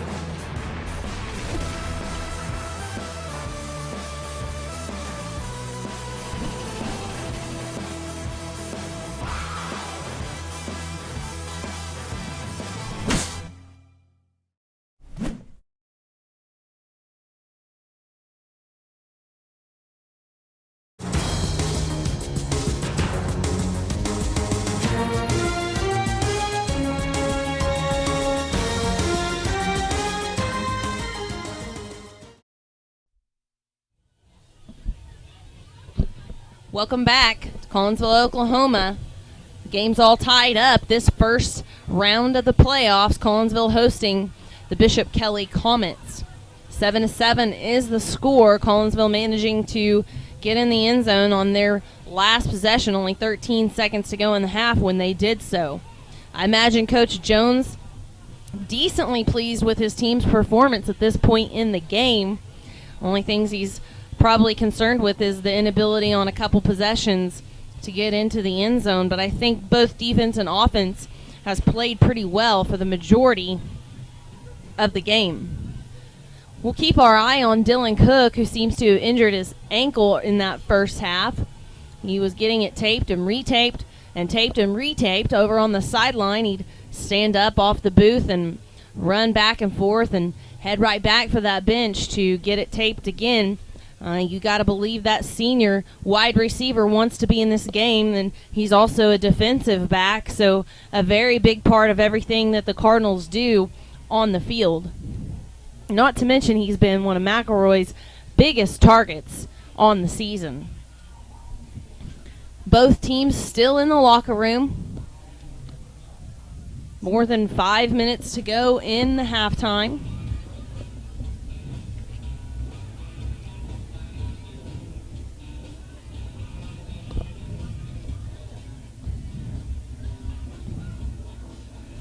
I believe while Gavin and Logan were discussing the game, the Collinsville girls cross country team was acknowledged on the field. The young ladies, of course, managed to place third at the state cross country meet 2 weekends ago. Really nice performance for the young cross country team. Only one senior on that team in Izzy Cottrell. Cottrell finished 8th place in the race and managed to get All-State as well as Ellen Thomas, who finished right behind her in 9th. The girls' cross-country team has been a bit of a powerhouse in 5A, as they've only been around for 7 years and won one state championship, have been runner-up twice, and this year placing third for their first time. So this cross-country team has done a really good job, and I know that their head coach, Arlen Stacy, feels like this year's team especially kind of overachieved. The cheerleading team also was acknowledged at halftime, as they made it to the state cheerleading competition for the first time ever this year. The cheerleading squad is only in its second season of competing,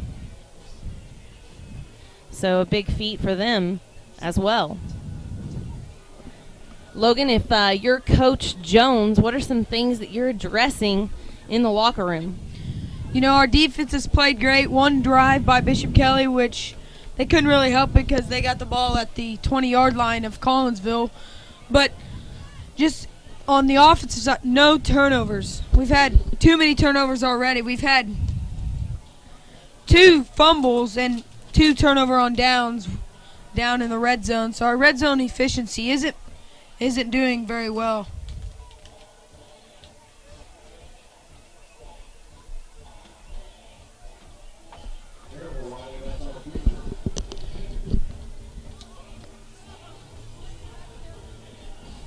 See if we can't find you some scores from across the state.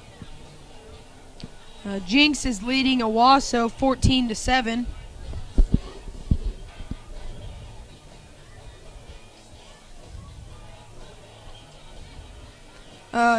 The next round, Bishop Kelly or Collinsville will either be playing Ardmore or Bishop McGuinness, and Bishop McGuinness is leading Ardmore 27-6. So that game is important to Collinsville fans.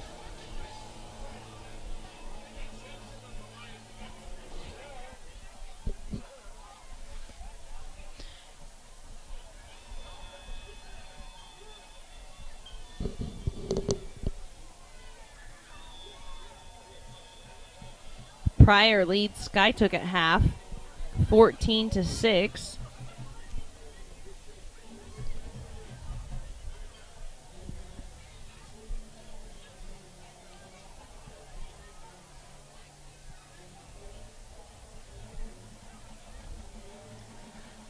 Ardmore won their district, and Ardmore finished in a three-way tie in their district. Ardmore, Del City, Lawton, Mack in that tie. Ardmore came in the finished out third based on the point system. Lawton Mack won, and Del City got third in the district, and Chickasha was fourth. That's 5A1. In 5A2, probably the state's overall favorite in 5A. They're ranked number 1. Guthrie won that district. Carl Albert, who is also an outstanding team, finished second in the district, and McGinnis third in that district, and that might be a sign of why McGinnis leads Ardmore. They finished third in an extremely good district. Guthrie 10-0 on the season. I thought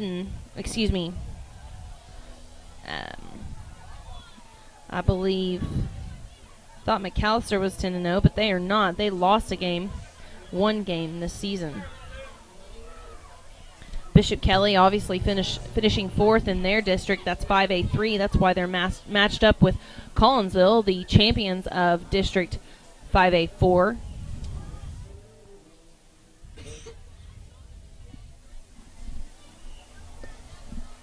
Like Logan mentioned, winner of this game will match up with the winner of the District 1, District 2 game going on down in Ardmore. That game will be played at, if Collinsville manages to win, that game would be here, since that's all that matters to our Cardinal viewers. It's all we'll really delve into. Of course, the third round of the state tournament, or the state playoffs, is at a site that will be determined once those teams are identified.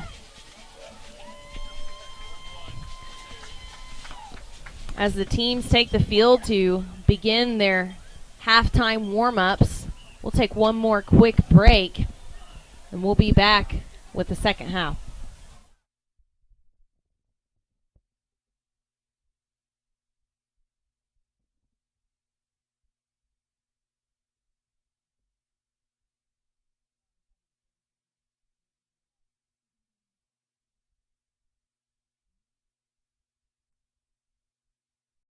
Drive down Route 66 and see the Meltons. Well, ain't that something? It's here, where the entire Melton family changed the negative dealership drama. Forever. This is a showroom. Yep, that's a pool table. These are the salespeople. Yep, there are none. Unlocked cars? Yep, even on Sundays. Granddad paid off the building. Yep, we sell cars for fun. Translation, car buying can be a negative experience, so we changed it. You're welcome. Melton Sales on Route 66 in Claremore. Jump on it.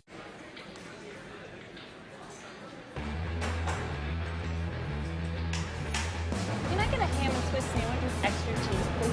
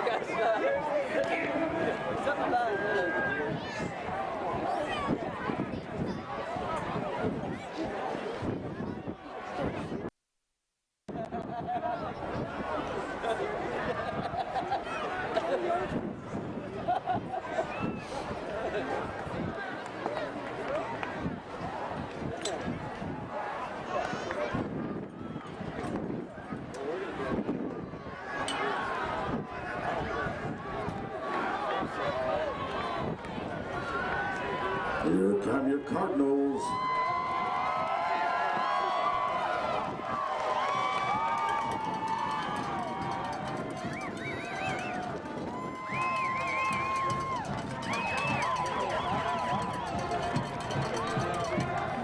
The other team's huddle?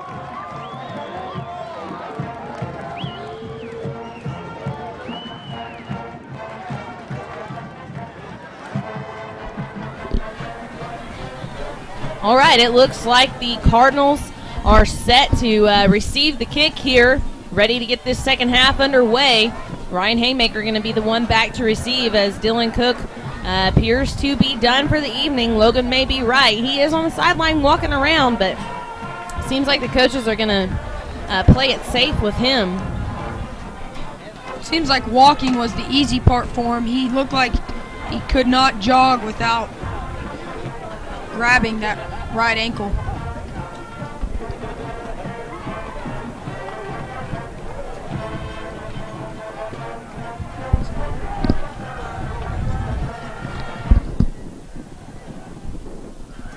Set to kick for the Comets, number 38, Josiah Siddiqui.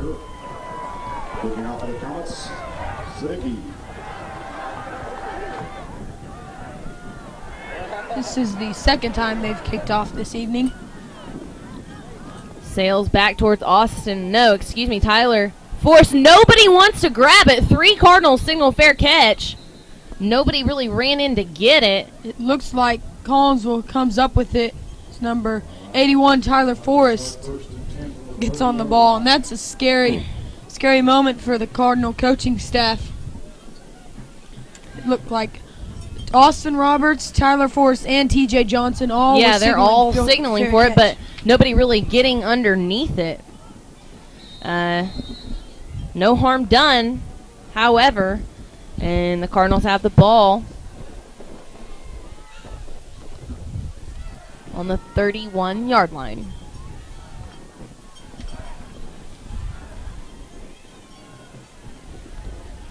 McElroy sends Haymaker in motion, hands off to him. He cuts up right. Nice cut by Haymaker there. He only have a couple, but he was heading in a direction where he was going to have none. So a good decision there by the running back, and it'll be 2nd and 9. Krapinski, the freshman lineman, still starting here. Calling over the center. McElroy takes snap, quick pass. Tyler Forrest drops it. And that'll be set. It'll be 3rd and 9 now for Collinsville, and that's the play that's there. Tyler Forrest gonna have to catch that because Bishop Kelly's giving the Cardinals that. Obviously, McClure is going to try to attack it.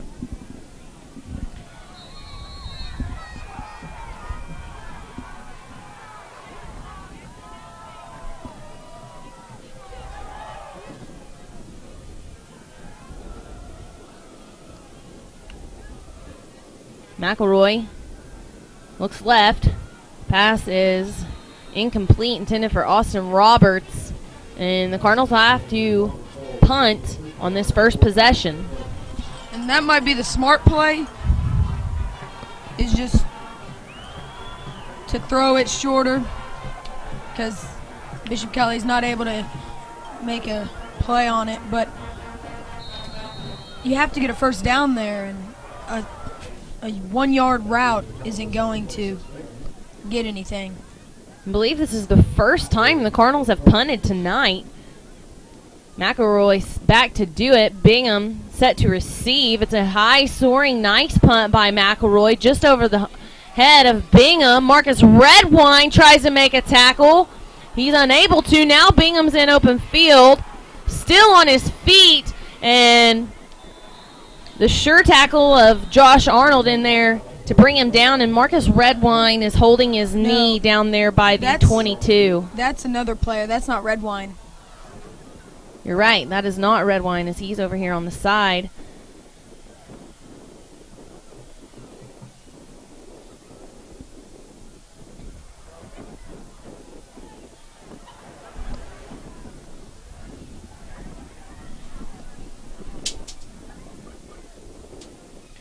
Do you see a 33 anywhere over here on the sideline?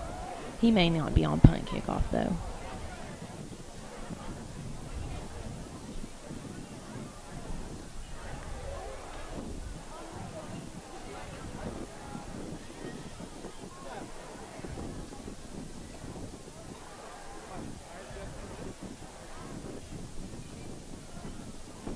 At first, I thought it was Ryan Haymaker.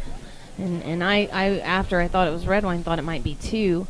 I think it may be the freshman Chase Lorg, as I'm unable to find him anywhere else on the sideline or in that huddle on the field. Yeah, I don't see him either. And he is a big special teams player for this Cardinal team. He's in on a lot of tackles on the kickoff team.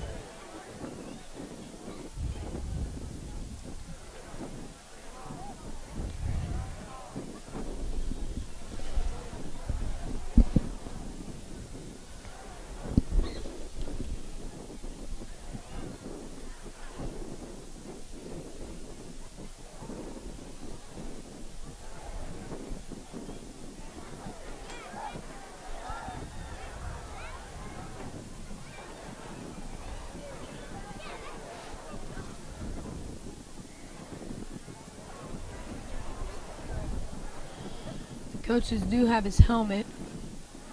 I don't really know what the injury is. I think it's his leg. I think it's his left knee.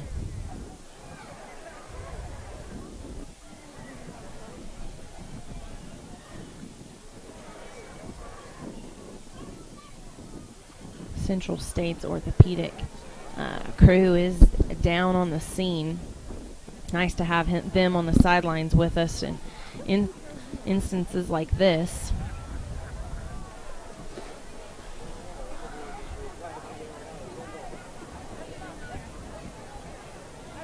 And it is Chase Lorgan. He's set up at this point.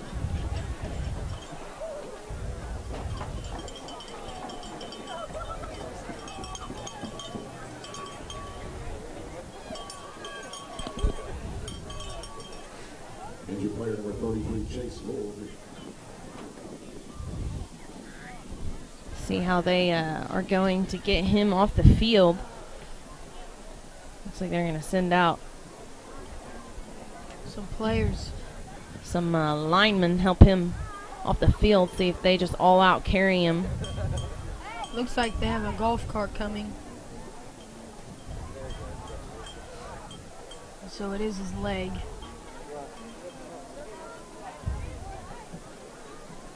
Scary sight to see Zach Hubbard driving the golf cart.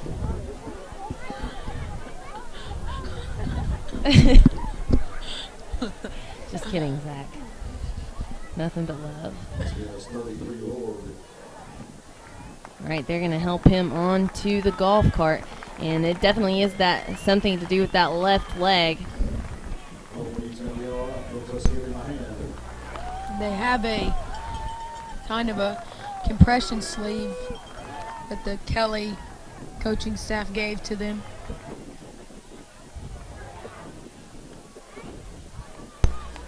Is his left knee. A little bit safer to see Nicole Coons driving that thing off of the field now that there are other passengers. And so Bishop Kelly will have the ball at the 33-yard line.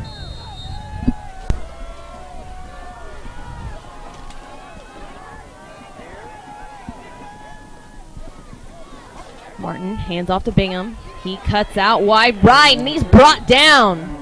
Justin Cothe. He's got a lot of speed for a defensive end. And the running back unable to get away from him. It'll be a loss of 5 on the carry. Loss of 4 on the play, the Rams second down 14.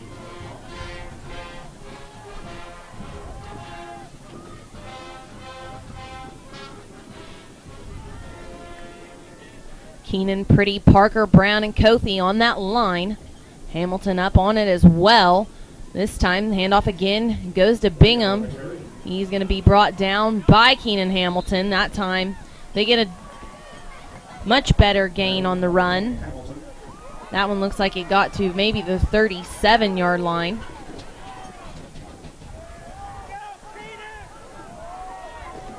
So it will be 3rd and 6 for the Comets. Got a new back into the game. That's number 22 for Bishop Kelly, Jake Percy. He's only a sophomore. I've played basketball against him, and he's a really good athlete. He takes the handoff, runs up middle. He'll be short of the first down, but just. And then they're in the middle of the field, so we'll have to see exactly what Bishop Kelly wants to do. Bishop Kelly players are kind of thinking they've got the first down. And the officials agree. That was a really good spot. I don't agree with that. And at least come out and measure it. But there have been a lot of stoppage in the game so far tonight, though, so I'm almost okay with getting this thing underway. This time in motion, pass goes to O'Connor. Takes 4 Cardinals to bring him down. Still on his feet as it's just a rugby tackle. Tyler Force came out of there with the ball, but the officials said they called the play dead before he did so. That'll be good for a gain of 7 on the pass play. Wow, that was another good placement. Percy remains the back. Gets the carry again, runs left, has space, has the first down, breaks through tackles, finally brought down. Looks like he got to about the 27 before he was brought down. And he does not run like a sophomore, runs strong, does Jake Percy.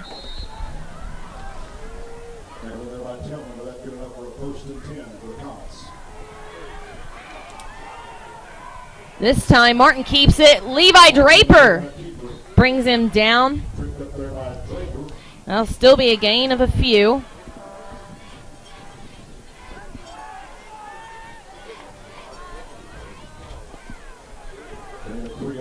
Eight minutes, 14 seconds to go in the third quarter. 2nd and 8. Martin with Percy in the backfield. He's got 3 wideouts. Hands off to Percy. Justin Kothi brings him down.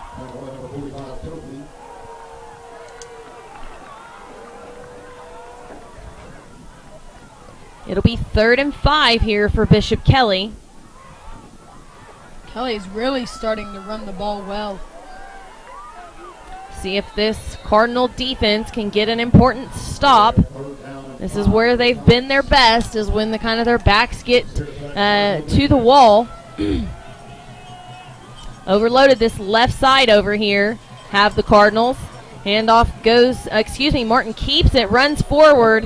He'll be a little bit short of the first down. So it'll be 4th and just a little.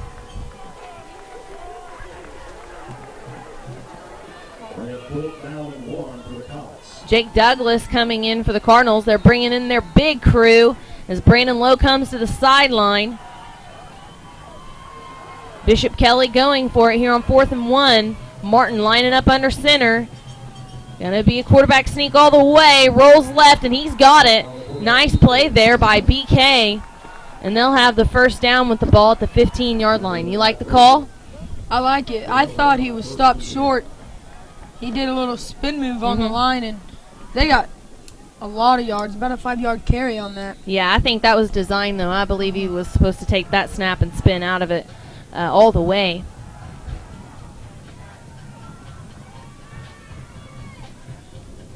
Empty backfield. Martin running right. Kothi breaks through, and he brings him down. That'll be a loss and a sack for Justin Kothi. He does such a good job penetrating through the offensive line. He just puts his body on the line, diving after players, and doing everything he can to get to the ball carrier. that play, a 3-yard loss for Bishop Kelly, and that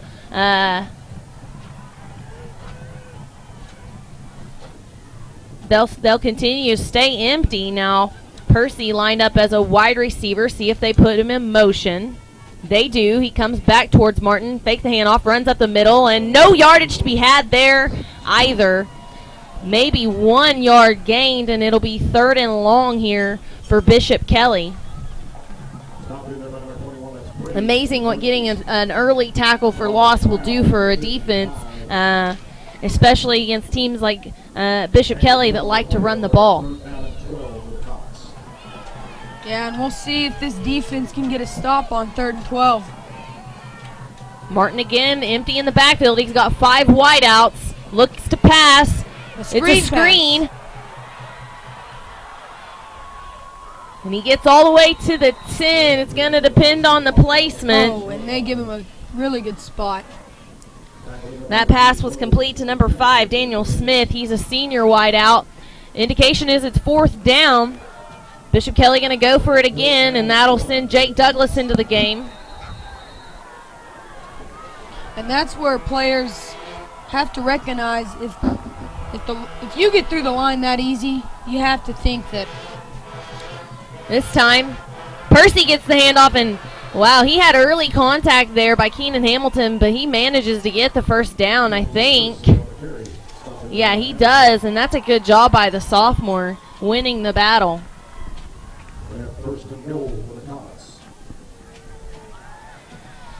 So 1st and goal with the ball on the 4. Comets stay in that goal line package. Loading it up there. This time the same roll play by the quarterback, and he's in the end zone. Bishop Kelly gets back on the board.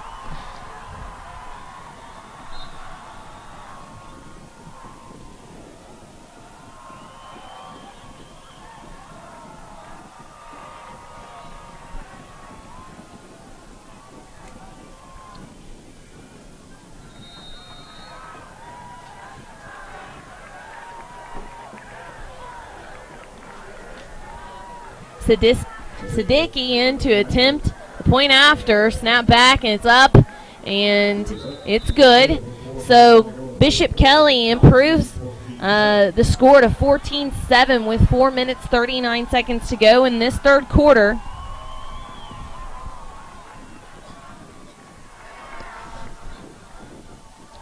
So about a 5-yard run play resulted in a touchdown there.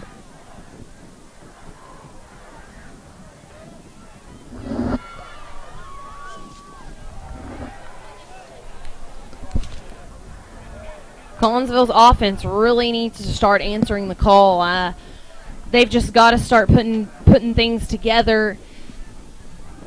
I believe the defense has played pretty good tonight. That was probably Bishop Kelly's best drive of the evening. Really the only drive where they scored that they didn't have the ball to begin with in the red zone. I think Cardinal defense has done a good enough job so far tonight. So this Cardinal offense is going to have to kind of answer the call as well. But the good thing is Collinsville has been in close games and big games. So if it comes down to last minute, Collinsville has an advantage. Ryan Haymaker back to receive for the Cardinals.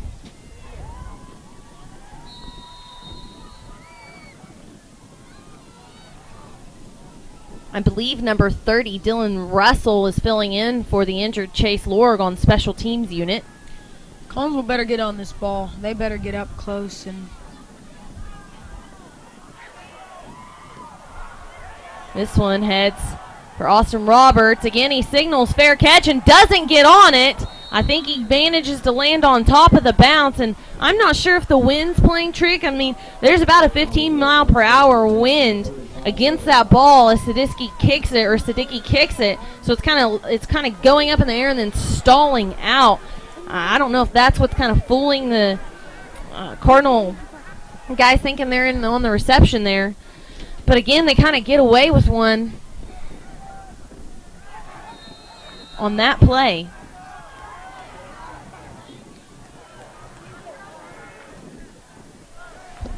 So they're going to have Austin Roberts to the left as the lone receiver. He's in tighter coverage now. Number 2, Danny Slagle backs off. A lot of movement on that Kelly line. Blitz coming. That's got to be encroachment. McElroy keeps it up the middle, and it really looked like the Bishop Kelly linebacker number 31, Blake Weatherall, was lined up offsides there. Not called, so it'll be 2nd and 9.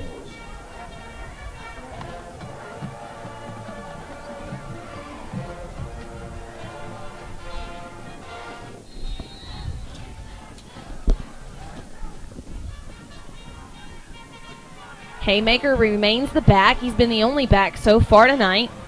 Johnson now on the left and solo spot. TJ is the intended wide receiver. Got around a little bit slow. I think McElroy was expecting him to go about maybe a yard shorter on that route, and it'll be 3rd and 9. He had Johnson, but Johnson just unable to reel that ball in. A little low. So 3rd and 9 for the Cardinals. Ball on the 36-yard line. Yeah, TJ wasn't able to turn around quick enough. And by the time he turned around, the ball was there. Yeah, that's a timing route all the way. McElroy in motion. Pass is incomplete. And there's a flag on the play. That was right in front of us, Logan, and it did look like the defender for the Bishop Kelly Comets was in on the play a little early. That helps out the Cardinals a lot because I don't think he was going to be able to make the catch there. I don't know. He might have, but I think he was going to be tackled short. That's a 15-yard penalty, so the Cardinals will have the ball at the 50-yard line.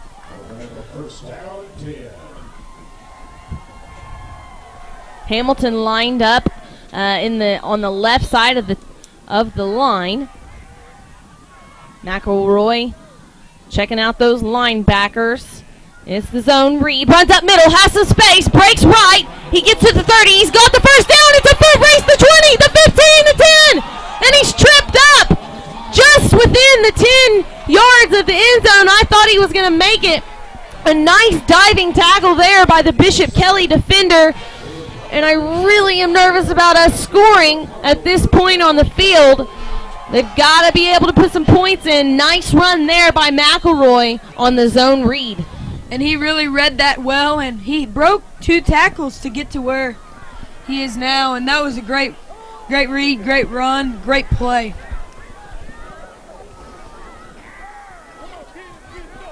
Keenan Hamilton lined up wide to the left. McElroy sweeping to the right on the run. Still not brought down. Strong running there by McElroy. Their flags on the play.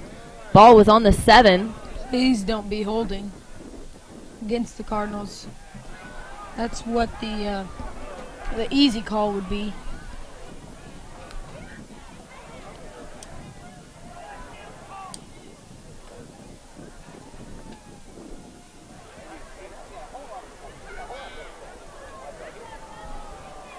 They were talking to some Bishop Kelly players. Mm-hmm.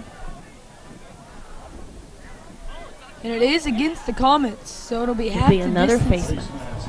Half the distance to the goal. A first down.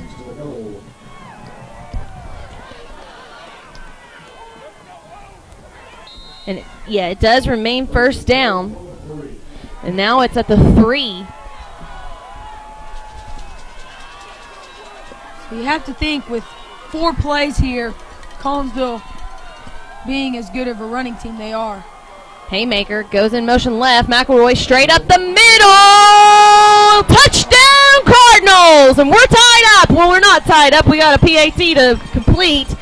Cardinals get in the end zone though, and it's 13-14.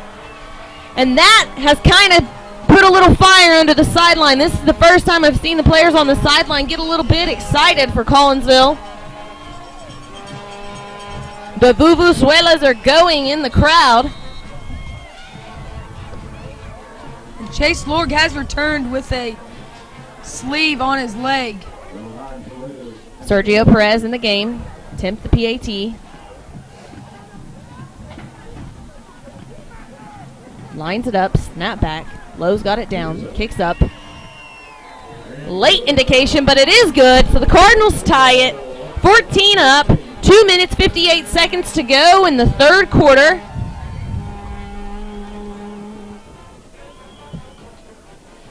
And a 3-yard touchdown run by McElroy gets us evened up here in Collinsville, Oklahoma in this, the first round of the 5A football playoffs.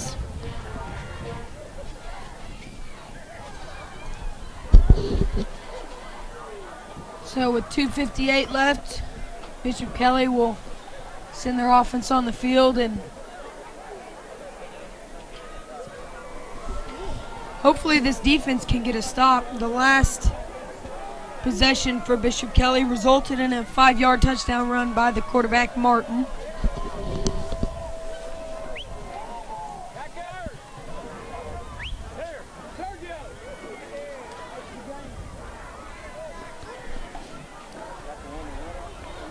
That's O'Connor set to receive for the Comets. Back deep to the Comets, number 11, Connor.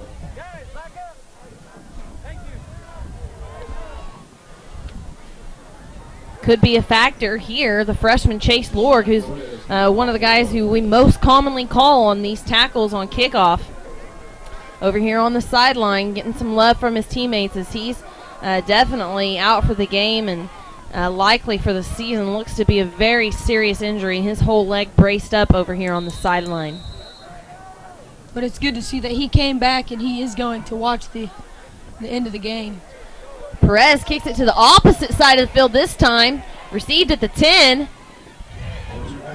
Good job there by the Cardinals staying disciplined, containing number 2, Danny Hayden Ashley. And Bishop Kelly will have the ball at the 24-yard line to begin their drive. I like seeing that change of direction there on the kickoff by Sergio Perez. And this is where Collinsville needs one of their key turnovers that they always get in big games. Lineup remains the same. The secondary defenders include Johnson, Kacheski, Lowe, and Tyler Forrest. Martin's got Percy as his running back. Shifts him to the left. He gets the handoff, runs up middle. Not a lot going there. Play will be called dead after a gain of a couple.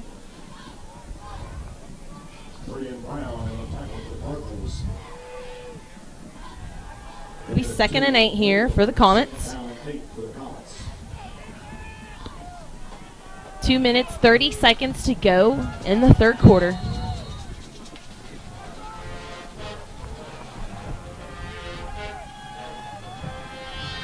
Martin from the shotgun. Takes the snap, looks left, hits his favorite, one of his favorite wideouts on the night, Daniel Smith. Looks like he'll have the first down. Collinsville not doing a very good job of covering those screen passes. Kelly getting at least 6 or 7 yards on every screen pass.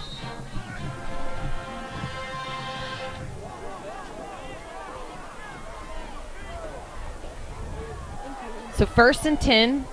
Ball on the 35-yard line now. Kacheski communicating with Lowe on the matchups. Martin shows pass, instead tucks. Runs forward. He'll have 5 yards on that carry. And that was a designed quarterback run all the way. Koth, he thinks he's getting held. I think he's getting held. Every time he comes up, he's grabbing his jersey, readjusting it, trying to get the refs to key in on whoever he's matching up against.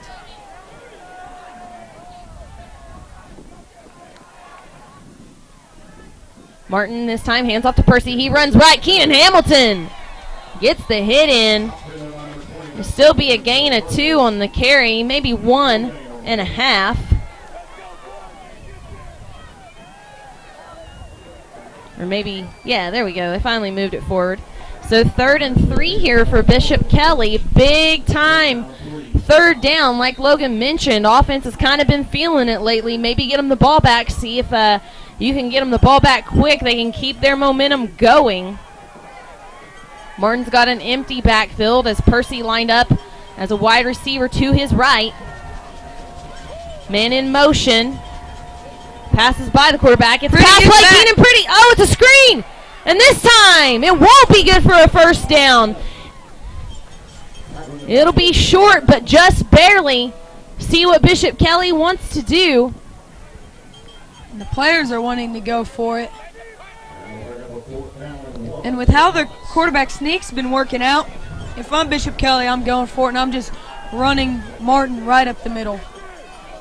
No question about it. 4th and 1 here. Bishop Kelly. I think they might call a timeout here to talk about it. Or no, they're going to let the quarter run out, and it's going to be the end of the third. We're tied up at 14. We'll be back for the fourth quarter as the Collinsville Cardinals are tied going in to the fourth quarter of this playoff matchup. Drive down Route 66 and see the Meltons. Well, ain't that something? It's here, where the entire Melton family changed the negative dealership drama. Forever. This is a showroom. Yep, that's a pool table. These are the salespeople. Yep, there are none. Unlocked cars? Yep, even on Sundays. Granddad paid off the building. Yep, we sell cars for fun. Translation, car buying can be a negative experience, so we changed it. You're welcome. Melton Sales on Route 66 in Claremore. Jump on it.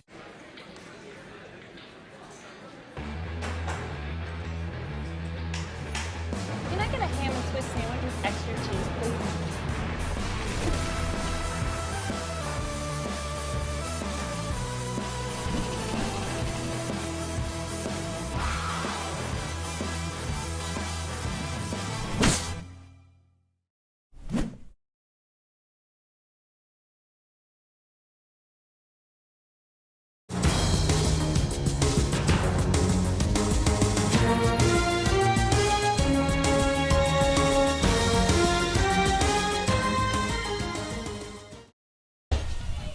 Bishop Kelly elects to punt. Nobody in the backfield for the Cardinals. It takes a nice bounce if you're Bishop Kelly fan all the way down to the 10-yard line. But either way, Collinsville Cardinals will take it as their offense will get to take the field.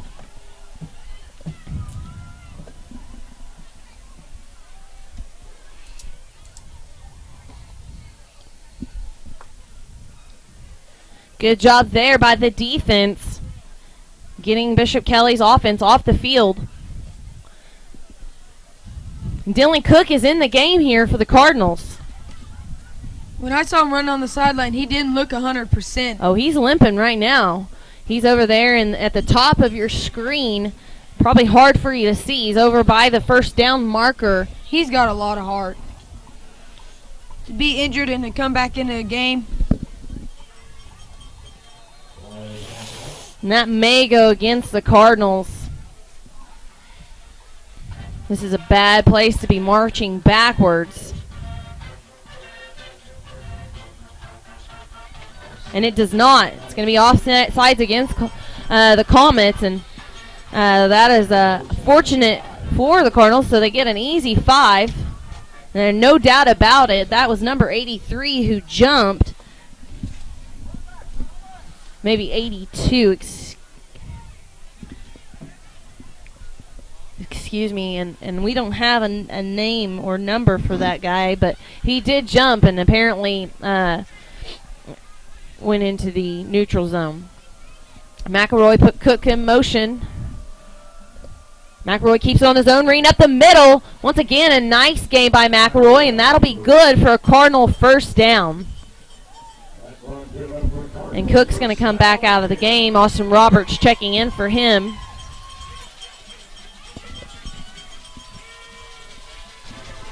Collinsville needs about a 6-minute drive with 11:40 on the clock. A 6-minute drive, a touchdown here. I mean, that would really set up the defense for success.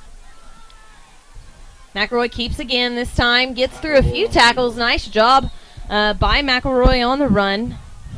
Still won't have much of a game, but it could have been much worse.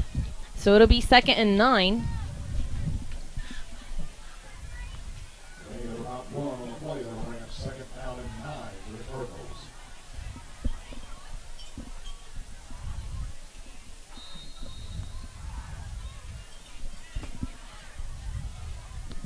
Ball on the 26-yard line. McElroy's going to have 5 wideouts here as Haymaker lines up in the slot. See if he goes in motion or if they keep it empty. He's in motion back towards McElroy. He doesn't get the handoff. It's a pass play. McElroy looks for Johnson, middle of the field. He catches it! He's at the 30! Still on his feet at the 10 before he's brought down!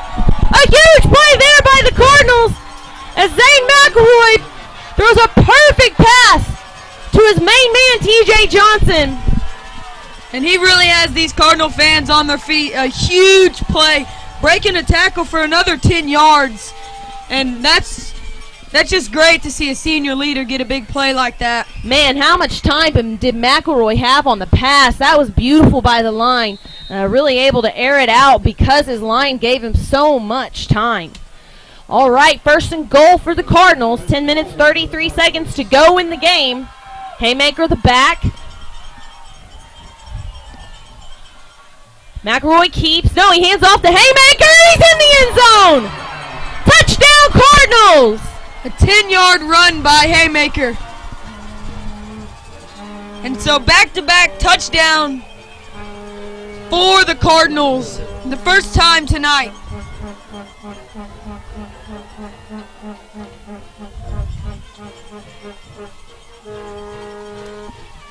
Wow, and Collinsville really gaining momentum.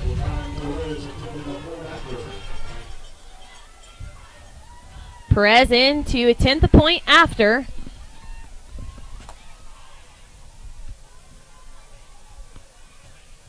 Kick is up. And it's true.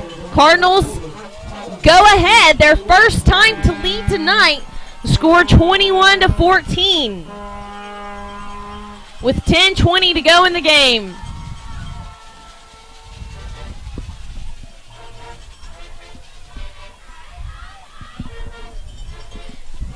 And not only has the momentum shifted here towards this Cardinal team, but the fans over on that Bishop Kelly side have kind of been silenced, while the fans on this Cardinal home side have really been incited. They're up on their feet, and they are excited.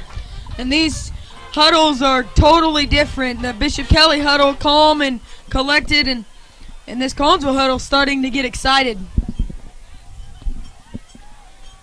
Perez now kicking into the wind. It has died down a bit in the last hour.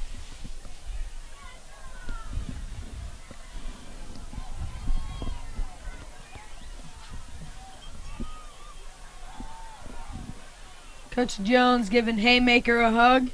Some teammates showing love there.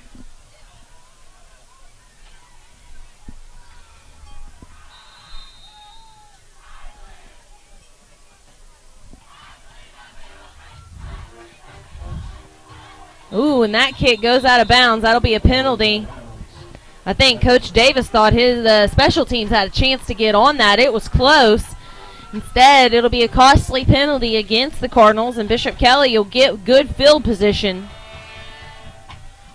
How this offense has been playing these past 2 possessions. I'm okay with this penalty, and how the defense has played.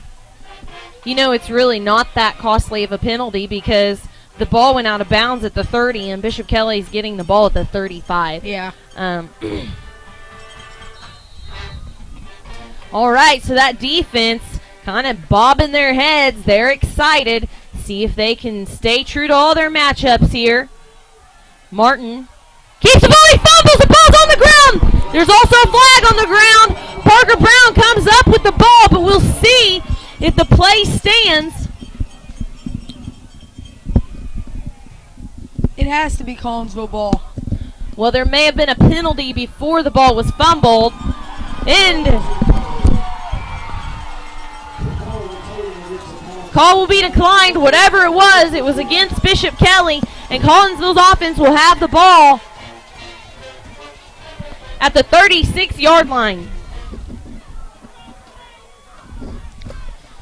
So if they could score here, put the Cardinals up by 2 possessions. Just a huge turn of events here at Sallee Field.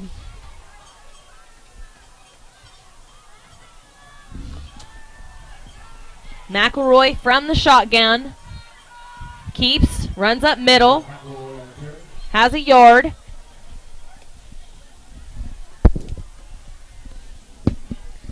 About 10 minutes to go in the game. Collinsville with the ball in Comet territory. Austin Roberts still in the game for the injured Dylan Cook. Cook made a return to the game in the previous possession, played a couple snaps. Watch TJ Johnson here. Fakes the handoff. It's up in the air. TJ Johnson in pursuit. Incomplete. Incomplete is the pass, like I mentioned, intended for TJ Johnson. I love the play call there, trying to air it out to your senior wideout. And it wasn't that it was underthrown or overthrown, just a little bit to the left of TJ Johnson. So 3rd and 9 here for Collinsville.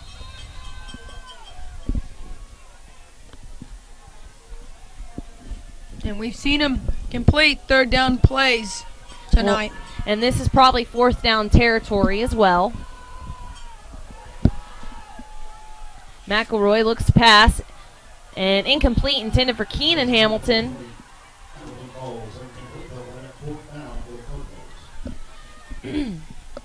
Card's going to get on the ball quick. Might do a quick punt. Hopefully Combs will be able to get down and cover it. McElroy back, does punt. See if somebody can get back for the Cardinals. And there's plenty of people in space. Number 3, Slagle fields it. He'll be brought down by Cole Kime and Ryan Haymaker. So Bishop Kelly will have the ball at the 19-yard line, I believe. You know, after the fumble, I'm pretty sure Bishop Kelly lost about 20 yards. Oh, in the field position game? Yeah, in the field position. So, Collinsville not scoring any points, but making it a little bit harder on this Bishop Kelly offense. The sophomore running back, Jake Percy, in the game for Bishop Kelly. He gets the toss. Justin Cothe in pursuit. Percy too fast for him. He's forced out of bounds at about the 20-yard line, so that'll be good for a gain of maybe 6 for the Comets. The officials doing a good job of getting all the Cardinal players out of that Bishop Kelly sideline. 9 minutes, 12 seconds to go in the game. 2nd down and 4 for Bishop Kelly.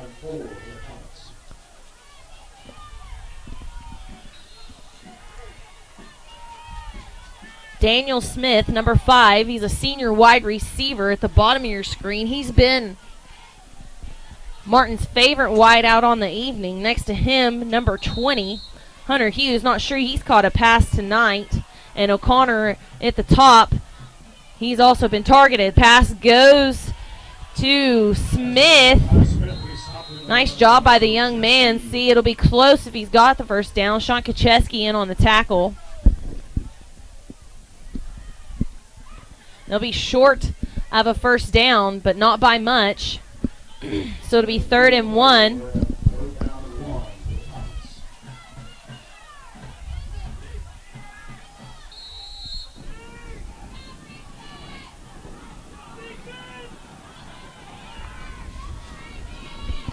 BK with their wideouts both to Martin's right.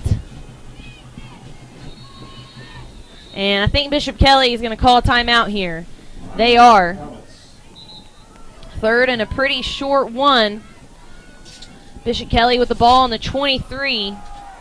So they will have 2 timeouts left in this 4th quarter with 8:26 remaining on the clock.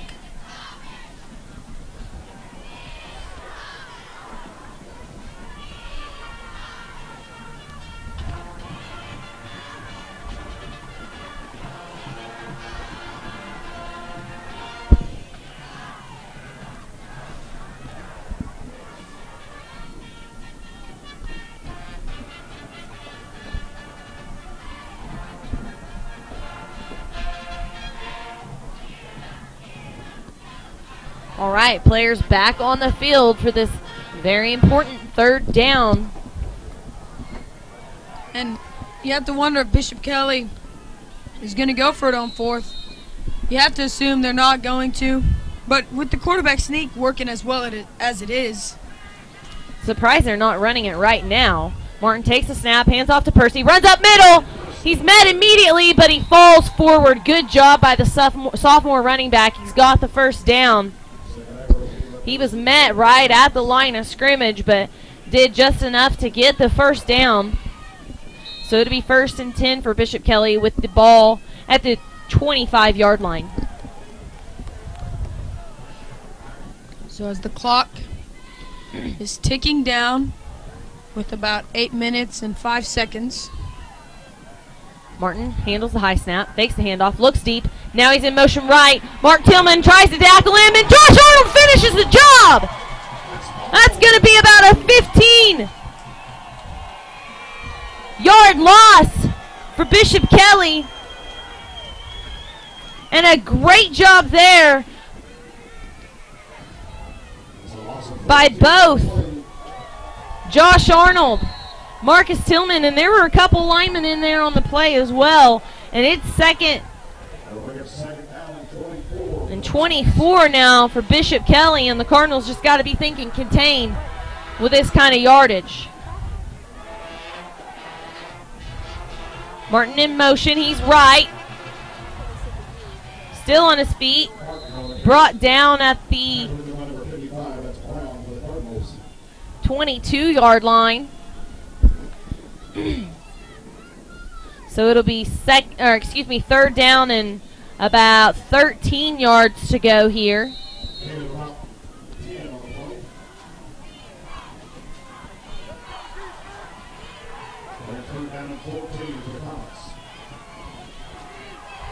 Tyler Forrest covering Daniel Smith. Ball's up in the air, intended for, Brandon Lowe sailed up, attempting the interception. Pass was intended for number 20, Hunter Hughes. It's incomplete, so now it's 4th down and 13, and Bishop Kelly will be forced to punt. We might have saw a tip drill like we saw in an OU-OSU game a while back if any player would have been in the area. Yeah, that was a nice job by Brandon Lowe. The only danger being a Bishop Kelly guy being in position to field it, but I think Hunter Hughes is the only guy close, and he was out of bounds along with Lowe. So Martin set to punt, Lowe back to receive. Snap back, nice punt there by Martin. Takes a good bounce for Bishop Kelly. Lowe fields it at the 20, breaks upfield, now breaks back. Brandon Lowe feeling it tonight as he returns that for about 14 yards, maybe 12 yards. That's a really good return for how good of a kick it was by Martin. Yeah, and there were no blockers down there. Lowe did that all on his own. So Collinsville will have the ball at the 32-yard line now. 6 minutes, 28 seconds to go in the game.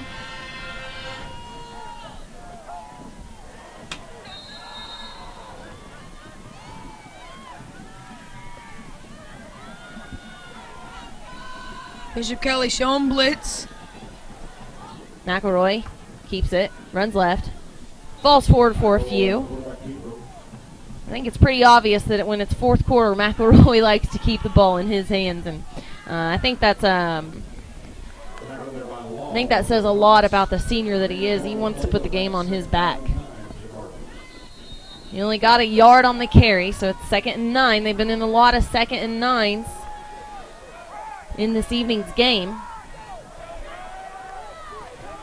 McElroy has Forrest and Hamilton to his left, TJ Johnson to his right. Austin Roberts lined up at the line. Pitch goes to Haymaker. He shifts, isn't able to get much. In fact, it might be a loss on the carry.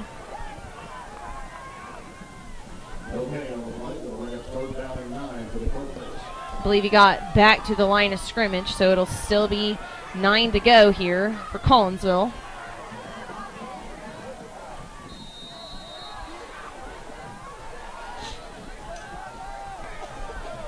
So 3rd and 9 Yep. No, it's a pass play, and pretty sure it's either going to Keenan Hamilton or TJ Johnson. 8 on the play clock. McElroy in motion right. Throws it up for Johnson, and it's out of bounds. That one uncatchable. It'll be 4th and 9 here. And Collinsville's punt team will take the field. So after back-to-back touchdowns, we'll have back-to-back punts. The offense started to get some stuff going, and Bishop Kelly their defense has started to play pretty well this fourth quarter. Hayden Ashley back to receive for Bishop Kelly. Zane McElroy's punt is fielded at the 40, and Ashley brought down, no gain. Ryan Haymaker, the first man on the spot, but Marcus Redwine there to finish the job, and Bishop Kelly will have the ball at the 40. Pretty good field position for the Comets. The wind has picked back up. McElroy kicking directly into it on that previous punt. Tried to keep it low, but still it didn't sail too far.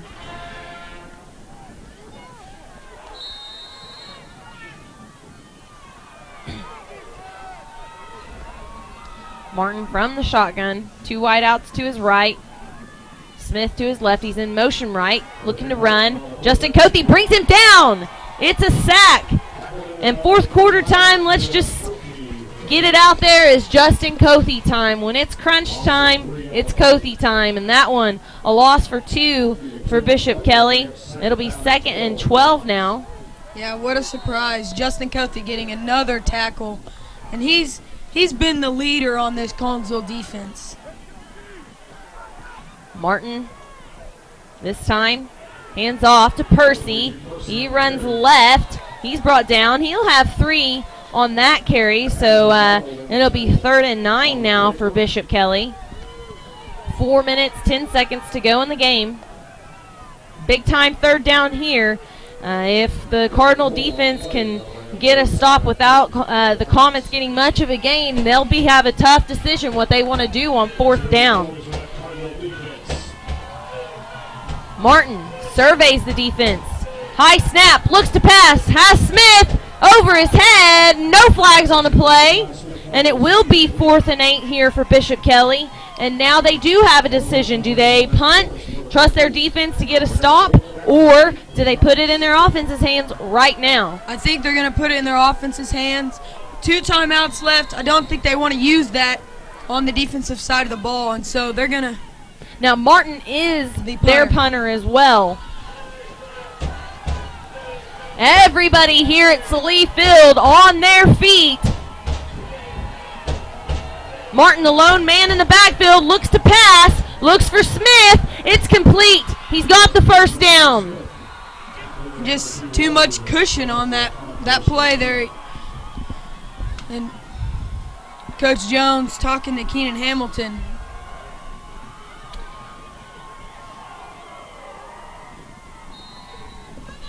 So with 3 minutes and 35 seconds left on the clock,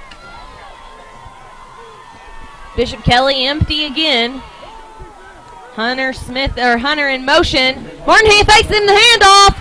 Brandon Lowe and Keenan Hamilton get the tackle. Another big first down for Bishop Kelly, and they're marching now, folks. We've got a game on our hands. Kelly's got the ball on the 27-yard line. Continuing to go empty.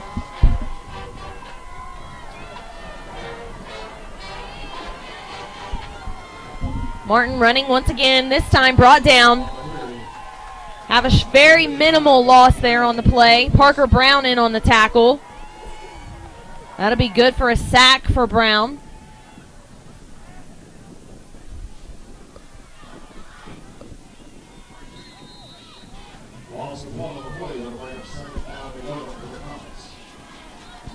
Five wideouts again. They're spreading the field out, are the Comets.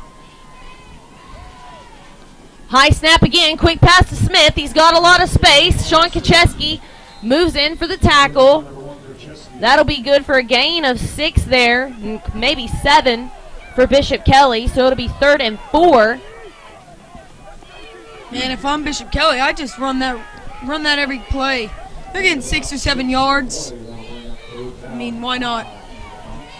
Now Keenan Hamilton is in single coverage on Smith. They're trying something new. Martin. Fumbles! And the Cardinals pick it up! Josh Arnold recovers the fumble by Martin. And Collinsville will have the ball. Bishop Kelly sent number 20, Hunter Hughes, in motion on that play. I'm not sure if Martin was mixed up on whether he wanted to hand it off to him or keep. Nevertheless, he fumbles, and it's Collinsville ball with 2 minutes, 6 seconds to go in the game. And this defense, another big forced turnover.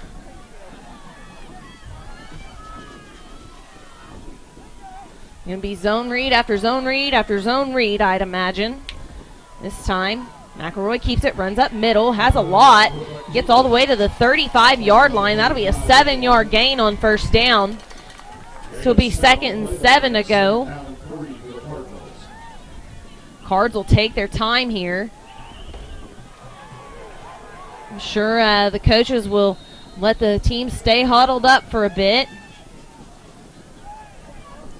Or not. Play clock running. It's 17 seconds on it. They're going to want it to run more. Going to eat the clock. Yeah, Zane just signaling. Eat it up. Cereal bowl. Now with 6, he snaps. He just immediately rushes forward this time.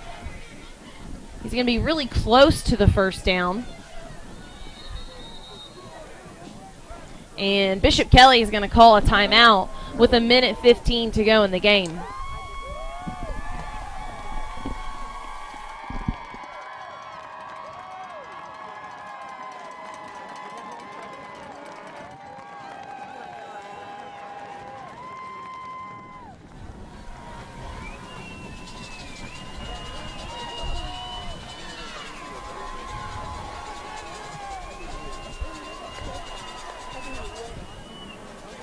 Third and very short here for the Cardinals.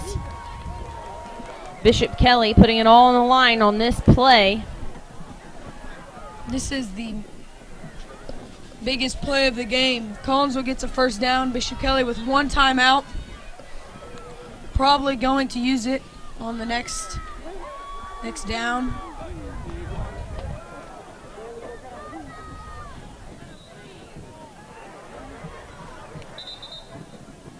Officials whistling the Cards out of their huddle. Play clock has started.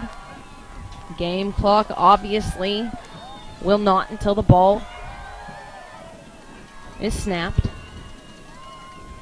McElroy takes it, hands off to Haymaker. He runs through, and he's got the first down, and that may be the game, folks. 1:11 on the clock.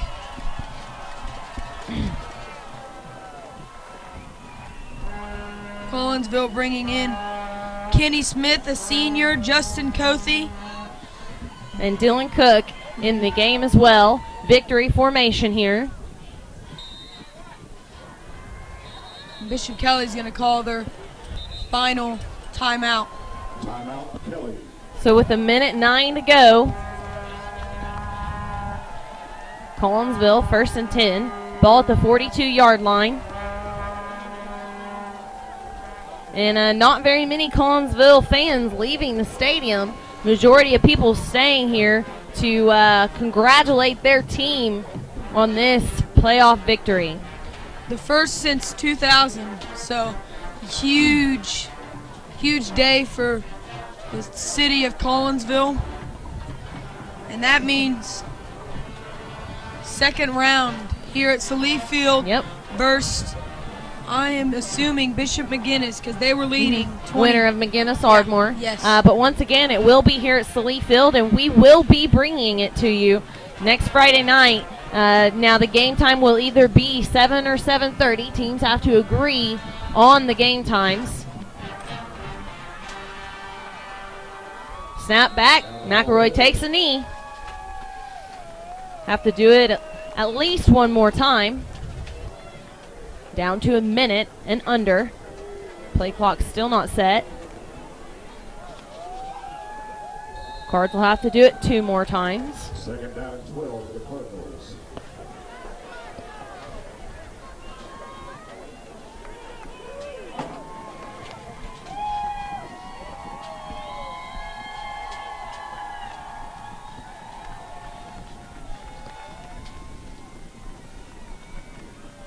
McElroy again takes the knee, and that should do it.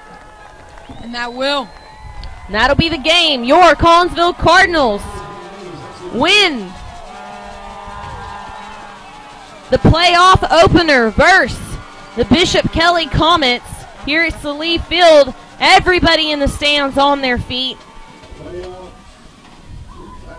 And we'll be back here with you next Friday night for the second round of the 5A playoffs. We're going to take a quick commercial break. We'll be back with a quick recap.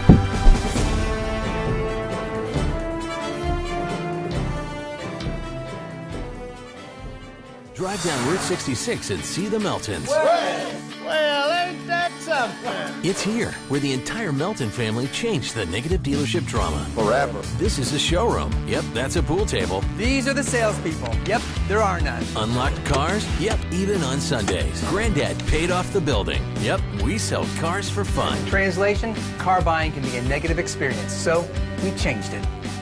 You're welcome. Melton Sales on Route 66 in Claremore. Jump on it.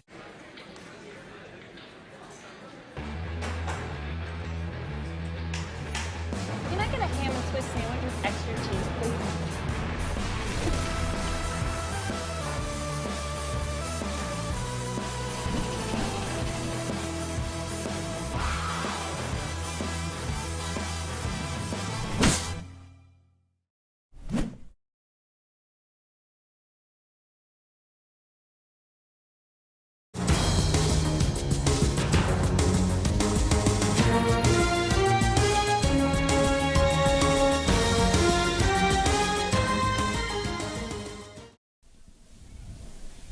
Back here at Salee Field, where the Collinsville Cardinals have defeated the Bishop Kelly Comets 21-14 in the first round of the 5A playoffs. Logan, not enough could be said about the win tonight. Such a big accomplishment for this Collinsville football team.